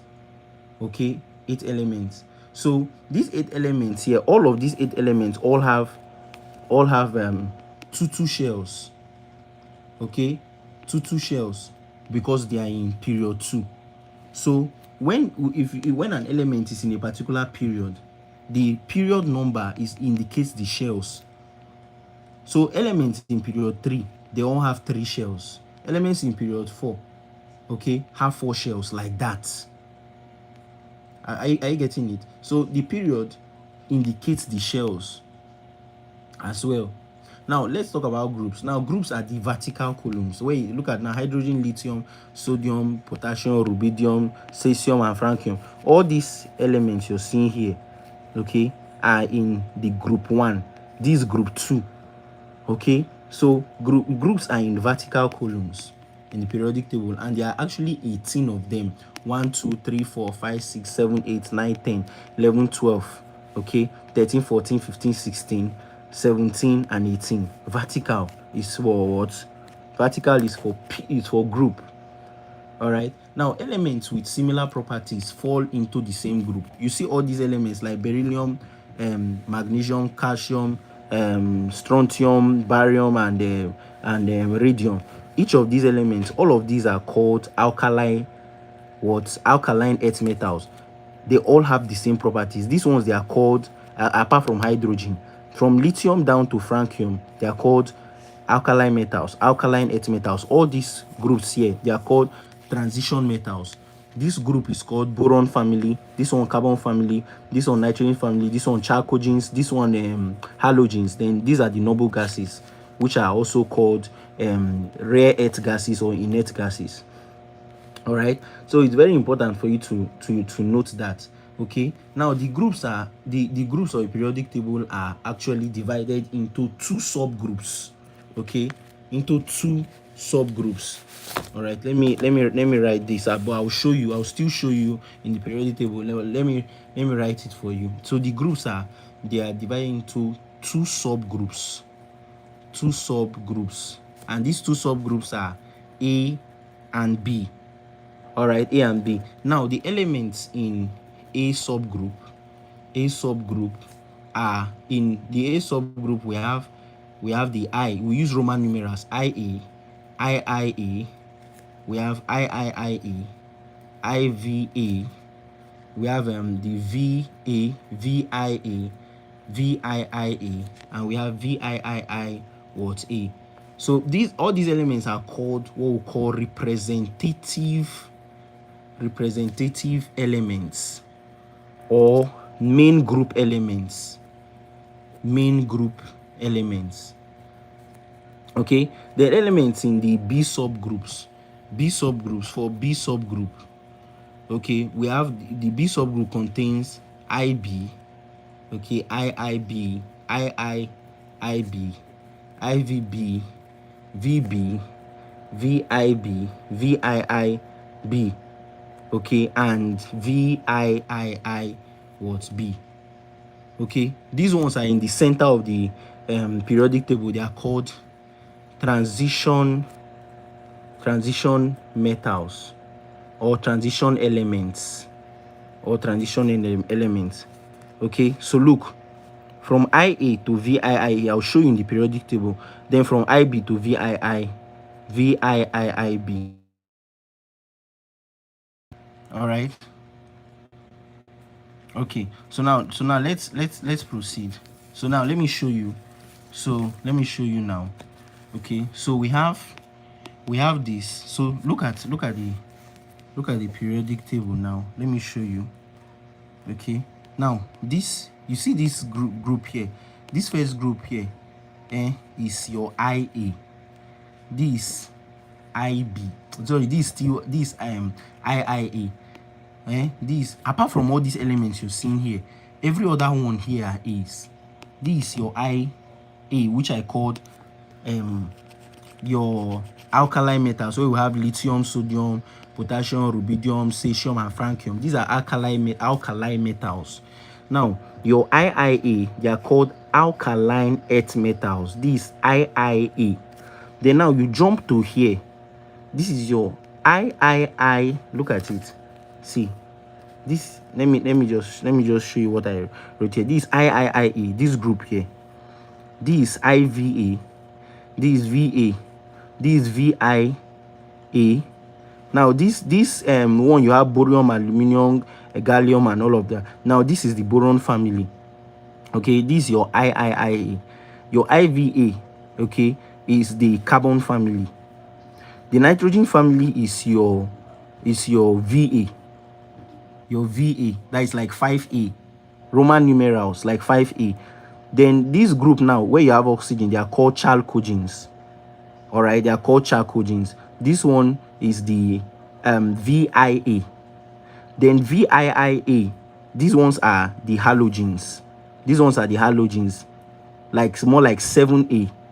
7A, they are also called group 7 elements. All right, they are called halogens. Then now these are called noble gases, inert gases, or rare gases. This is the VIIA. VIII, like 8A. So these first two that you're seeing here, these first two groups you're seeing here, and these last 6 groups you're seeing here are all A. They are all your A elements. They are called representative elements. Then now, if you look at here now, all these elements you're seeing here, they are called transition metals. They are the B subgroup. This is your IB, IIB, IIIB, IVB, VB, VIB. Okay, let me take it from the top again. Okay, so like I said, 1, 2, 3, 4, 5, 6, 7, 8, 9, and what 10. Like all these elements here, they are called what? Your transition metals, or your transition what? Elements. Okay, don't forget that. And these are all in your what? Your B subgroup. Your B subgroup. Okay, your B subgroup. So let me show. Okay, let me add some stuffs here. V after VIII is IX, IXB, and XB. All right, those are because there are 10 groups in B subgroup and 8 groups in the A subgroup. So this is IB, IIB, IIIB, IVB, VB, VIB, VIIB, VIIIB, IXB, and XB. There are 10 what groups, all right, in your B subgroup. All right, in your B subgroup. So you see all of this explanation I've given to you. Okay, it's very important to actually understand it. It's very important to actually understand it, because it will help you to come to terms with the idea of the groups of the periodic table. All right, to help you to come to terms with the groups of the periodic table and be very acclimatized with them. Okay, now that's for groups. I've given you the names of the groups as well. All right, so now we'll be looking at periodic trends. All right, we'll be looking at periodic trends.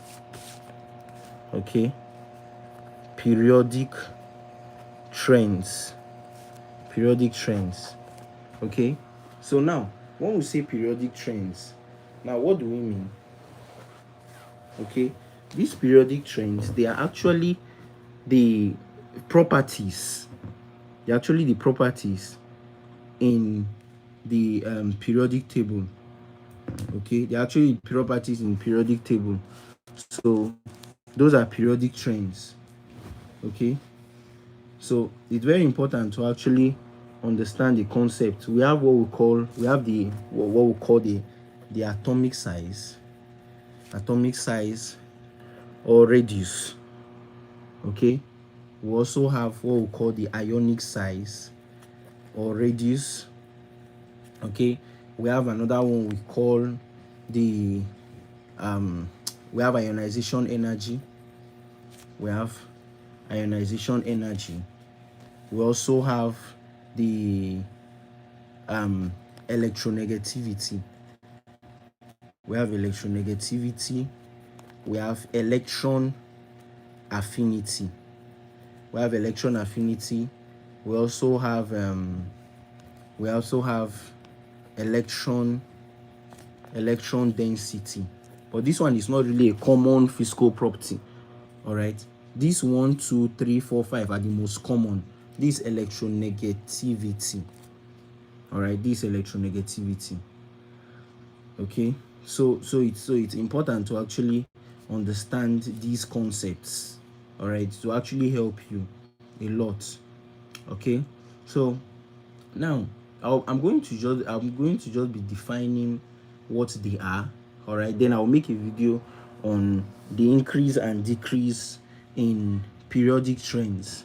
Okay, but I'm just going to be defining what they are. Then now for atomic size or radius. So atomic size or radius is actually defined as 1/2 of a distance that exists between two atomic nuclei. Okay, two atomic nuclei. So we have atoms and their nucleus. The distance between the two nucleus, but we'll call it nuclei because singular, we'll call it nuclei, two atomic nuclei. All right, so the distance between the 1/2 of the distance, when we say 1/2, all right, 1/2 of the distance, we are saying 1/2, that is half, not one whole number, 1/2. 1/2 is different from 1/2.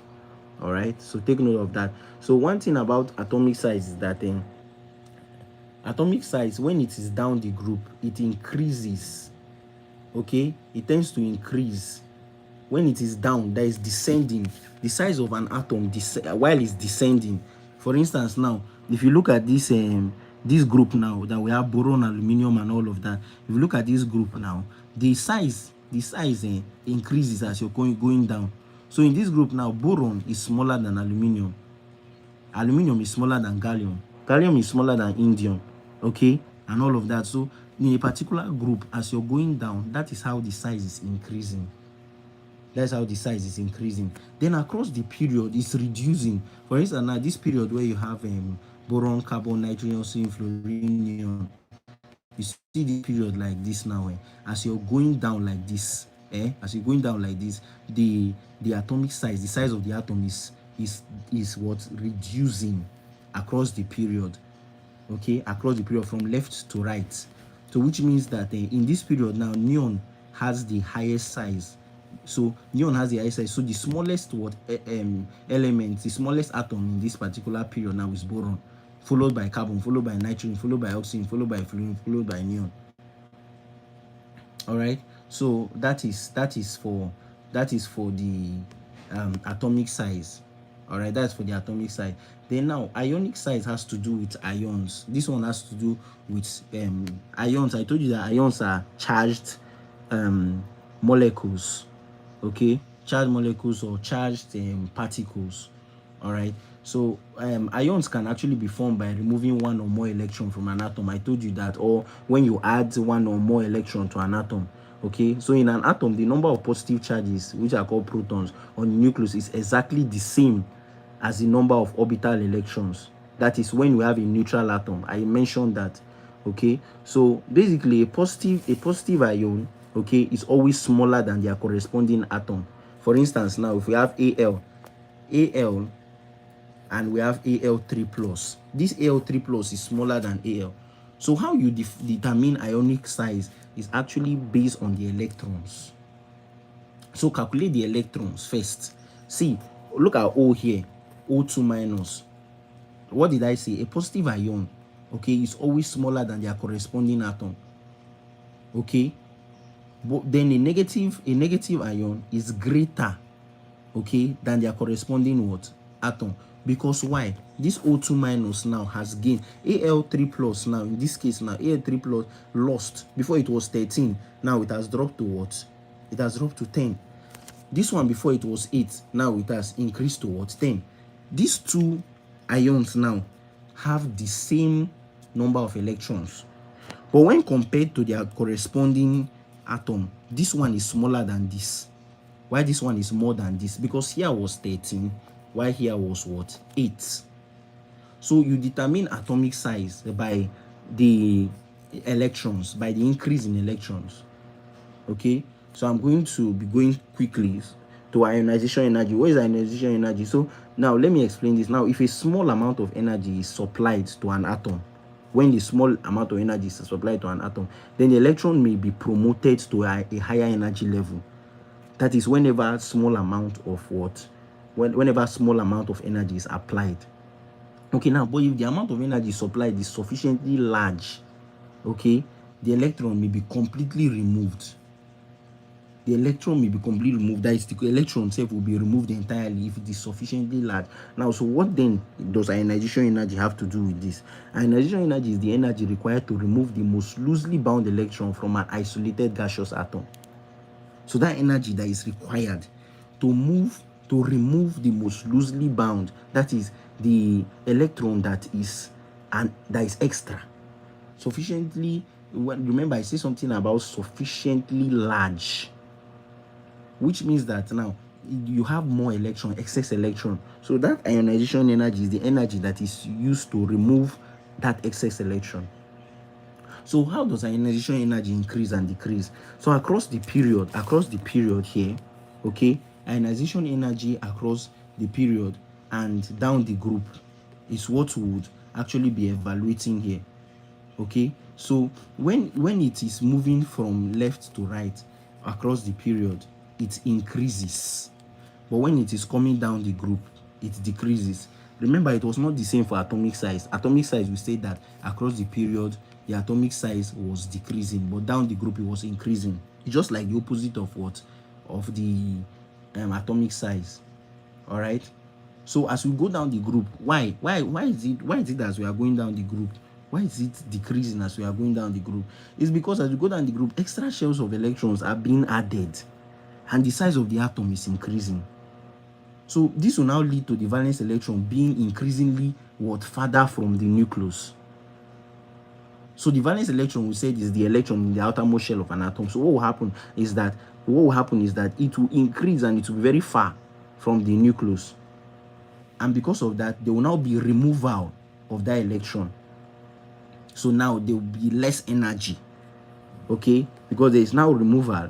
The side of the atom now that is increasing now will now cause the removal of the outermost electron that is very far from the nucleus. And but that one now, because it is moving down the group, because the size is large, when you have large atomic size, you need small ionization energy, okay. But when you have low atomic size, you need high ionization energy. All right, you need high ionization energy, because remember, atomic size is increasing across the period and decreasing down. Atomic size decreases across the period and increases down the group. But ionization energy across the group, instead of decreasing like the atomic size, it increases, because you need high ionization energy to remove electron from a smaller atom. Get the explanation why you need small ionization energy to remove an electron from the bigger atom. So that's the idea. Okay, so smaller atoms have higher ionization energy. Just know that, while bigger atoms have lower ionization energy. All right, so now let's go to electronegativity quickly. What is electronegativity? Okay, so electronegativity is actually the measure of the tendency of an atom to attract electrons to itself when it bonds to another atom. Okay, so when carbon, for instance, now, okay, bonds to hydrogen, what is electronegativity? The electronegativity is the tendency of this atom, carbon, now to attract electrons to itself when it bonds with hydrogen. So the same thing applies for other atoms, and this thing happens most especially in covalent bonding. Because covalent bonding has to do with sharing of electrons. All right, sharing of electrons. All right, okay. So what happens to electronegativity when across the period? Across the period, electronegativity increases across the period, and the most electronegative element is fluorine. While down the group, electronegativity decreases.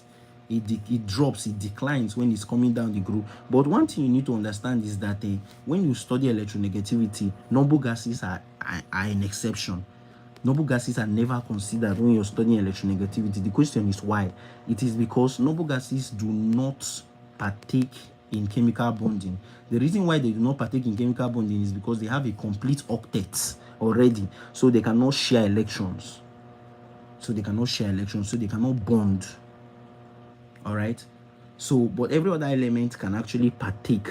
But you see, these guys, they cannot, because they have a complete octet of 8 electrons already. All right. So, like I said, electronegativity increases across the period and reduces down the group. Then now, how about electron affinity? Electron affinity is defined as the energy change that occurs when an electron is added to a neutral gaseous atom. That change that occurs in the energy when an electron is added to a neutral gaseous atom. A neutral gaseous atom is a gaseous atom that does not have a charge. So when electron is added to that atom, like for instance now oxygen now, if oxygen now, we now have an addition of electron, which is O2 minus. So what is electron affinity? So the energy that occurs whenever this oxygen now gains 2 electrons, when it's added in neutral gaseous, oxygen is a gas now, right? So oxygen now gains 2 electrons. The energy change that occurs whenever this neutral gaseous atom takes what? Electrons. It's what we call electron affinity. All right. So it is actually the measure of the attraction or affinity of an atom, okay, to add what? Electrons to itself. So that affinity means love for electrons. Okay, so that energy change that occurs whenever an electron is added to a neutral gaseous atom is what we call what? Electron affinity. Okay, so how does electron affinity move in the periodic table? So electron affinity increases across the period, just like electronegativity. All right, but it moves what? It moves down the group. While moving down the group, it decreases. All right, just like ionization energy. Okay, so one thing you need to understand is that the smaller the atom, the higher the electron affinity. All right, the smaller the atom, the higher the what? Electron affinity, just like ionization energy. While the bigger the atom, the smaller the electron affinity. All right, so that is that for periodic trends. So like I said, I would actually make a very concise video on some examples, okay, where we treat examples of certain atoms and their trends in the periodic table. Okay, so the next thing we'll be looking at will be, let's check our list, the things that we have covered this night. All right, okay, so please just go and read on electronic configuration, although I'll still make a video on it, isotopes, because we don't have all the time. Okay, so what we'll be looking at now will be molecular orbital theory and Hess law. But let us just start with Hess law first and see if we'll still have time to treat molecular orbital theory.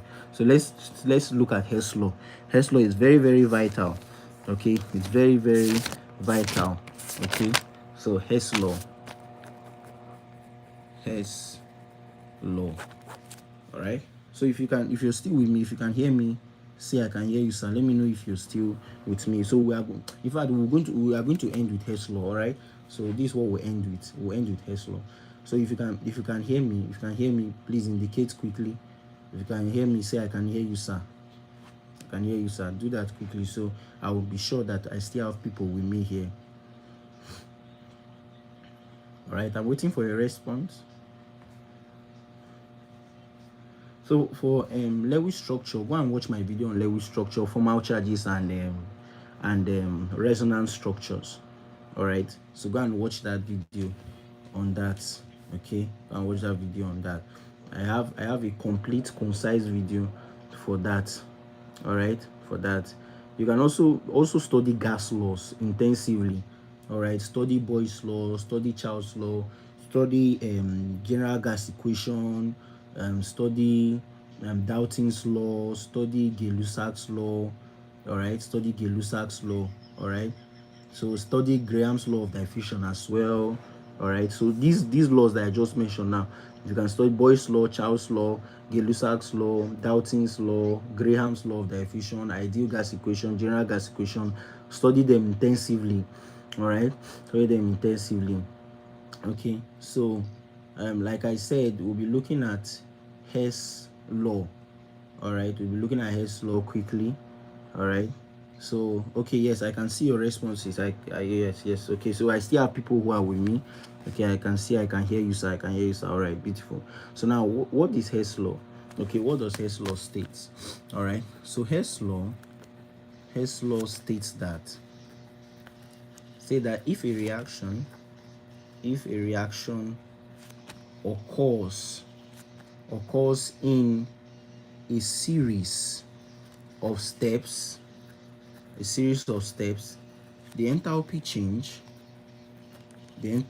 change of the overall reaction is the summation is the summation of the enthalpies,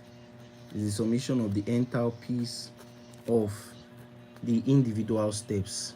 This is the Hess law. All right. So if a reaction occurs in a series of steps, the enthalpy change of the overall reaction is the summation of the enthalpies of the individual steps. Simple. All right. Is the summation of the individual steps. Simple. All right. So here, enthalpy of the overall reaction is obtained by adding the enthalpies of the individual reaction, just like the law states. All right. Just like the law states. Okay. So it's very important to note this law. All right. So this law is also called the constant heat of summation. Okay. It's also called the constant heat of summation. Constant heat of summation. So take note of this. Constant heat of summation. All right. Constant heat of summation. Okay. So basically, we are going to be tackling this. All right. So we are going to tackle exercises that relates to this. All right. That relates to this. Okay. So now let's look at a first problem. So they say calculate delta H. This delta H means enthalpy change. Calculate delta H for the reaction. Calculate delta H for the reaction. Okay. And this is the reaction. We have 2C. Carbon is a solid, so plus H2. Nitrogen is a gas. Then carbon is a gas as well. Okay. No, in this case now carbon is a solid. Let's leave it as a solid. Although carbon can actually be in gaseous state, but in this case now it's a solid. All right, it's a solid. In this case now it has been converted from gas to solid, and from gas to solid is called desublimation or deposition. So in this case it's a solid. So we have C2H2, which is a gas. So calculate delta H for the reaction, for this reaction. All right. So given the following equations and their respective enthalpy changes, okay, okay. So we have the individual reactions. Let me just list the individual reactions. So we have C2H2 plus 5/2 O2 to give us 2CO2 plus H2O. All right, and the enthalpy change for this is minus 1299.6 kilojoules. 1299.6 kilojoules. Then number 2 reaction, we have C plus O2 to give us CO2, and delta H for this one is minus 393.5 kilojoules. While we have H2 plus 1/2 O2 to give us H2O. Delta H here is minus 285.9 kilojoules. All right, minus 285.9, minus 393.5, minus 1299.6. All right, remember the enthalpy is measured in kilojoules, that's kg. All right, so now one thing you need to understand is that the enthalpy of the overall reaction will be calculated. That is, this is the overall reaction. The overall reaction will be given to you. The overall reaction is always the reaction that do not have any enthalpy change. If you look at, there is no delta H attached to this overall reaction. That's why they say calculate delta H for the reaction. These are the individual reactions, and each of them have their own enthalpy changes, their own delta H. All right, so look at delta H for the individual reactions. So at the end, we will add the enthalpy changes of these individual reactions. That's what Hess law states now. That if a reaction occurs in a series of steps, the enthalpy change of the overall reaction is the summation of the enthalpies of the individual steps. These are the individual steps. All right, these are the individual steps. Now, one thing that you need to know, Hess law is not difficult. It's very simple. One hint I need to tell you is that you should rearrange these individual reactions to fit the overall reaction, both in terms of moles. Like look at moles here, molar coefficient, both in terms of moles. Okay, these moles here, these are the moles, 5/2, 2, okay, Here we have 1/2 and all of that. So I say the hint here is to rearrange the individual reaction to fit the overall reaction, both in terms of moles and the sides of the reactants and the products. If you look at now C here and H2, we have C2H2. The sides, more like, you see sides, when we say sides, you're talking about left and right. All right, so you must ensure that everything corresponds. Okay, now their individual enthalpy changes in the process of the rearrangement will also be affected. Okay, as you are switching sides, if you are moving reactants to, from, for instance, you're moving this to this, the sign will change. All right, the sign will change whenever you swap, whenever you switch positions, sign changes. So if you, for instance, now if you switch this particular first individual reaction, this sign will change from minus to plus. If it was plus before, it will change to minus. All right, it will change to minus. If you divided anything by 2, you also divide the delta H by 2. Anything you divide by, it will also affect the delta H. Then at the end, you add your individual reactions. That's one thing you need to bear in mind first. Okay, so now the overall reaction is 2C plus H2, which gives you C2H2. This is the overall reaction, right? This is the overall reaction. Now, if you look at this overall reaction, and let's start by rearranging the individual reactions. So now look at this overall reaction and look at the individual reaction. Now look for something that is in the individual reaction that you will not find in the other two reactions. Let me explain again. Now look at your first, let's start with the first individual reaction. Look at the substance. If you look at, you have C2H2, you have O2, you have CO2, you have H2O. In the second one, you have C, you have O2, and you have CO2. The third one, you have H2, you have O2, and you have H2O. So look at the first reaction. Check for a substance that is in this first reaction that you will not find in the second or third. Just check for a substance here. Is C2H2 in the second or third? No. Is O2 in the second or third? Yes. Is CO2 in the second or third? Look at CO2 here. H2, look at H2. So it's only C2H2 that you will not find in the second or third. Like I said, look for the substance that is in the first reaction that you will not find in the second reaction or the third reaction. We have said that it is C2H2, right? Now check in the general reaction. Where is it located? Is it located where it's supposed to be? Because you must ensure that you arrange it in the same way the general reaction is. So where is C2H2? C2H2 is on the left hand side here. It's on the reactant side. But here it's on the product side. So what do? That one that you've been able to identify that is not in the second or in the third, what do? You now have to swap. So you ensure that you now move it to where it is in the overall reaction. Remember what I told you. You must ensure that each individual reaction corresponds with the overall reaction. So C2H2 is on the reactant side here, but here is on the product side. You must make it to be on the product side here. So what do?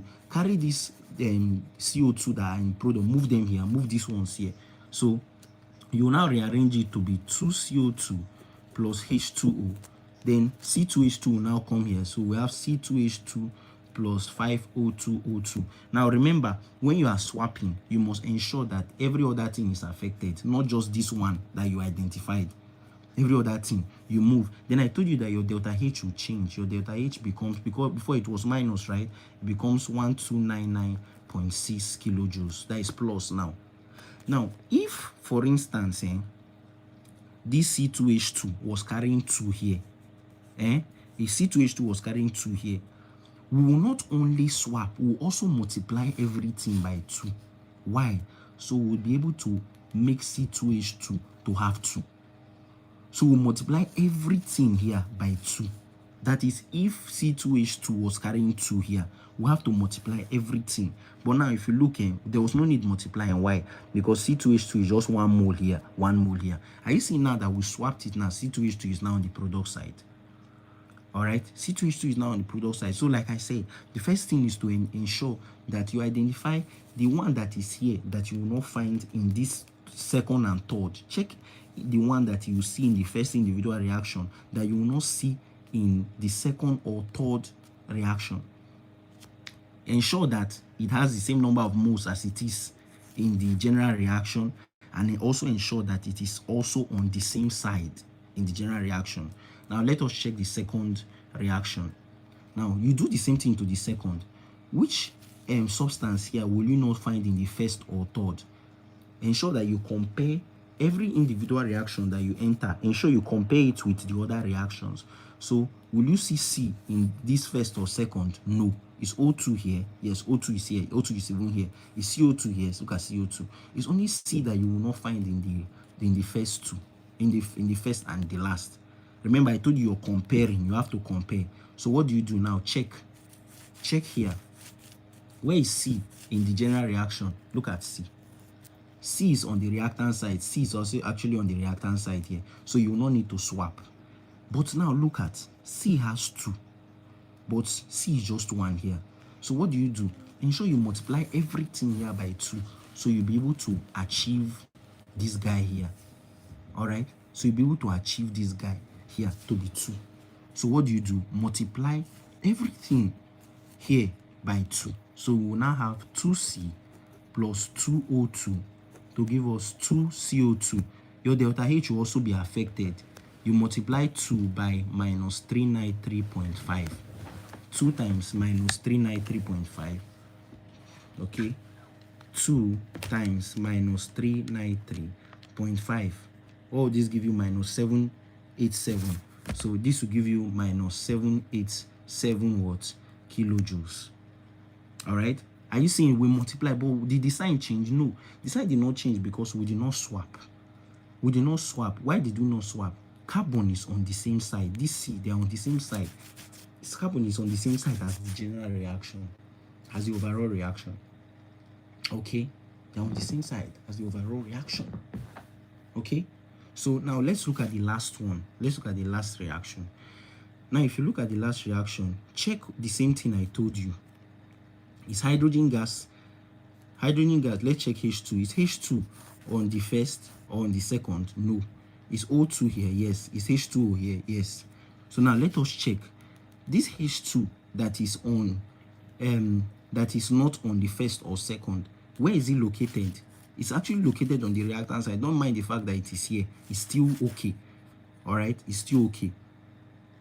It's still okay. So what does it? What does this mean? This means that you will not even touch it. You don't need to touch it. So it means that you will not swap. So what you say H2 plus 1 over 2 O2, then H2O. Because you did not swap, and H2 is 1 mole here. It's also 1 mole here. There's not also any need multiplying. Delta H will still remain the same. So delta H will still be minus 285.9 kilojoules. So you realize now that this kilojoules changed. This one also changed. But this one remained the same. Are you seeing? This one changed because you swapped the reaction. This one changed because you multiplied the reaction by 2. This one did not change because hydrogen gas H2 is on the same side, the same number of moles as well. All right, as the overall reaction. So now at this point, okay, what you have to do now with these 3 reactions that you have rearranged is to add things that are on the same side. The same, if you see the same substance that are on the same side, add. Okay, then you cancel the ones that are opposite. But first of all, ensure you add first the ones that are similar. For instance, now look at this O2 that I'm touching. 2 plus 1 over 2. We'll now add their coefficients. But we'll now add their coefficients. So let's say 2 plus 1 over 2. Or let's just say 2.0.5 because 2.0.5 is 5 over 2. Are you seeing that 2 plus 1 over 2 is, so 2 plus 1 over 2 is equals to 5 over 2 O2. So it means that these two now will combine to form 5 over 2. And now on the opposite side, we also have 5 over 2. So what will happen? This will cancel this. Like everything here, these two now will combine to form 5 over 2 now. So you can only cancel on opposite sides, but you add on the same side. But you have to add on the same side first before you can cancel. Are you understanding me? So 2 over 2, 2 O2 plus 1 over 2 O2 will cancel to give you this. All right, is there any other thing that can cancel? H2O can cancel out H2O. CO2 can also cancel as 2CO2. All right, 2CO2 can also cancel out 2CO2. So what do we have? Is there any other thing we can cancel? No. So what do we have? write out what we have left. So what do we have left? And please, I want to let you know this. What you have left must be the same. After cancelling, it must be the same with the overall reaction. So now what you have left is what? 2C plus, on the same side, you have 2C plus H2. Then on the product side, you have what? C2H2. Just 2C2H2. Every other thing cancelled. So C2H2. So as you can see now, this what overall reaction corresponds with what we got after we cancelled. So now, how do we now get our delta H for the overall reaction? So delta H now would be, you now sum up all of this. Remember, it says summation. The rule says summation of the enthalpies of the individual steps. So now you now sum. So this will be 1299.6 plus minus 787, okay, then plus minus 285.9 plus minus 285.9, close the bracket. All of them are in what? Kilojoules. So now when we do this, this plus times minus is minus, so this will be 1299.6 minus 787 plus minus is also minus 285.9. So let's do it with our calculator quickly. So we have 1299.6 minus 787 minus 285.9. Okay, so when we do it, we'll have our answer will be 226.7 kilojoules. All right, so that's the answer. Okay, so that's the enthalpy of the overall reaction. So are you seeing what we did? What we did was simple. All right, we had to ensure that we rearranged the individual reactions to correspond with the general overall reaction. Then after arranging it, what we did was we cancelled out the things that are common, but on the same side we had to add. Look at this 202, we added. All right, we added it and it gave us 5/202. When we added, now we have to cancel with the opposite one. This cancelling is not just cancelling, it is subtraction. So we subtracted this minus this, became 0, it became off. H2 minus H2, 0. 2CO2 minus 2CO2, 0. All right, are you seeing it? So that's it basically. All right, so what we did now, these ones that we got now, what we did is that we now had to arrange, we now had to add them up, and we did that here. This is what we did. We added and we got this. So this is the delta H for the overall reaction. Okay, this is delta H for the overall reaction. So we have 1299.6 minus 787, then minus 285.9, which is 226.7 kilojoules. All right, so this is where we would end this live class.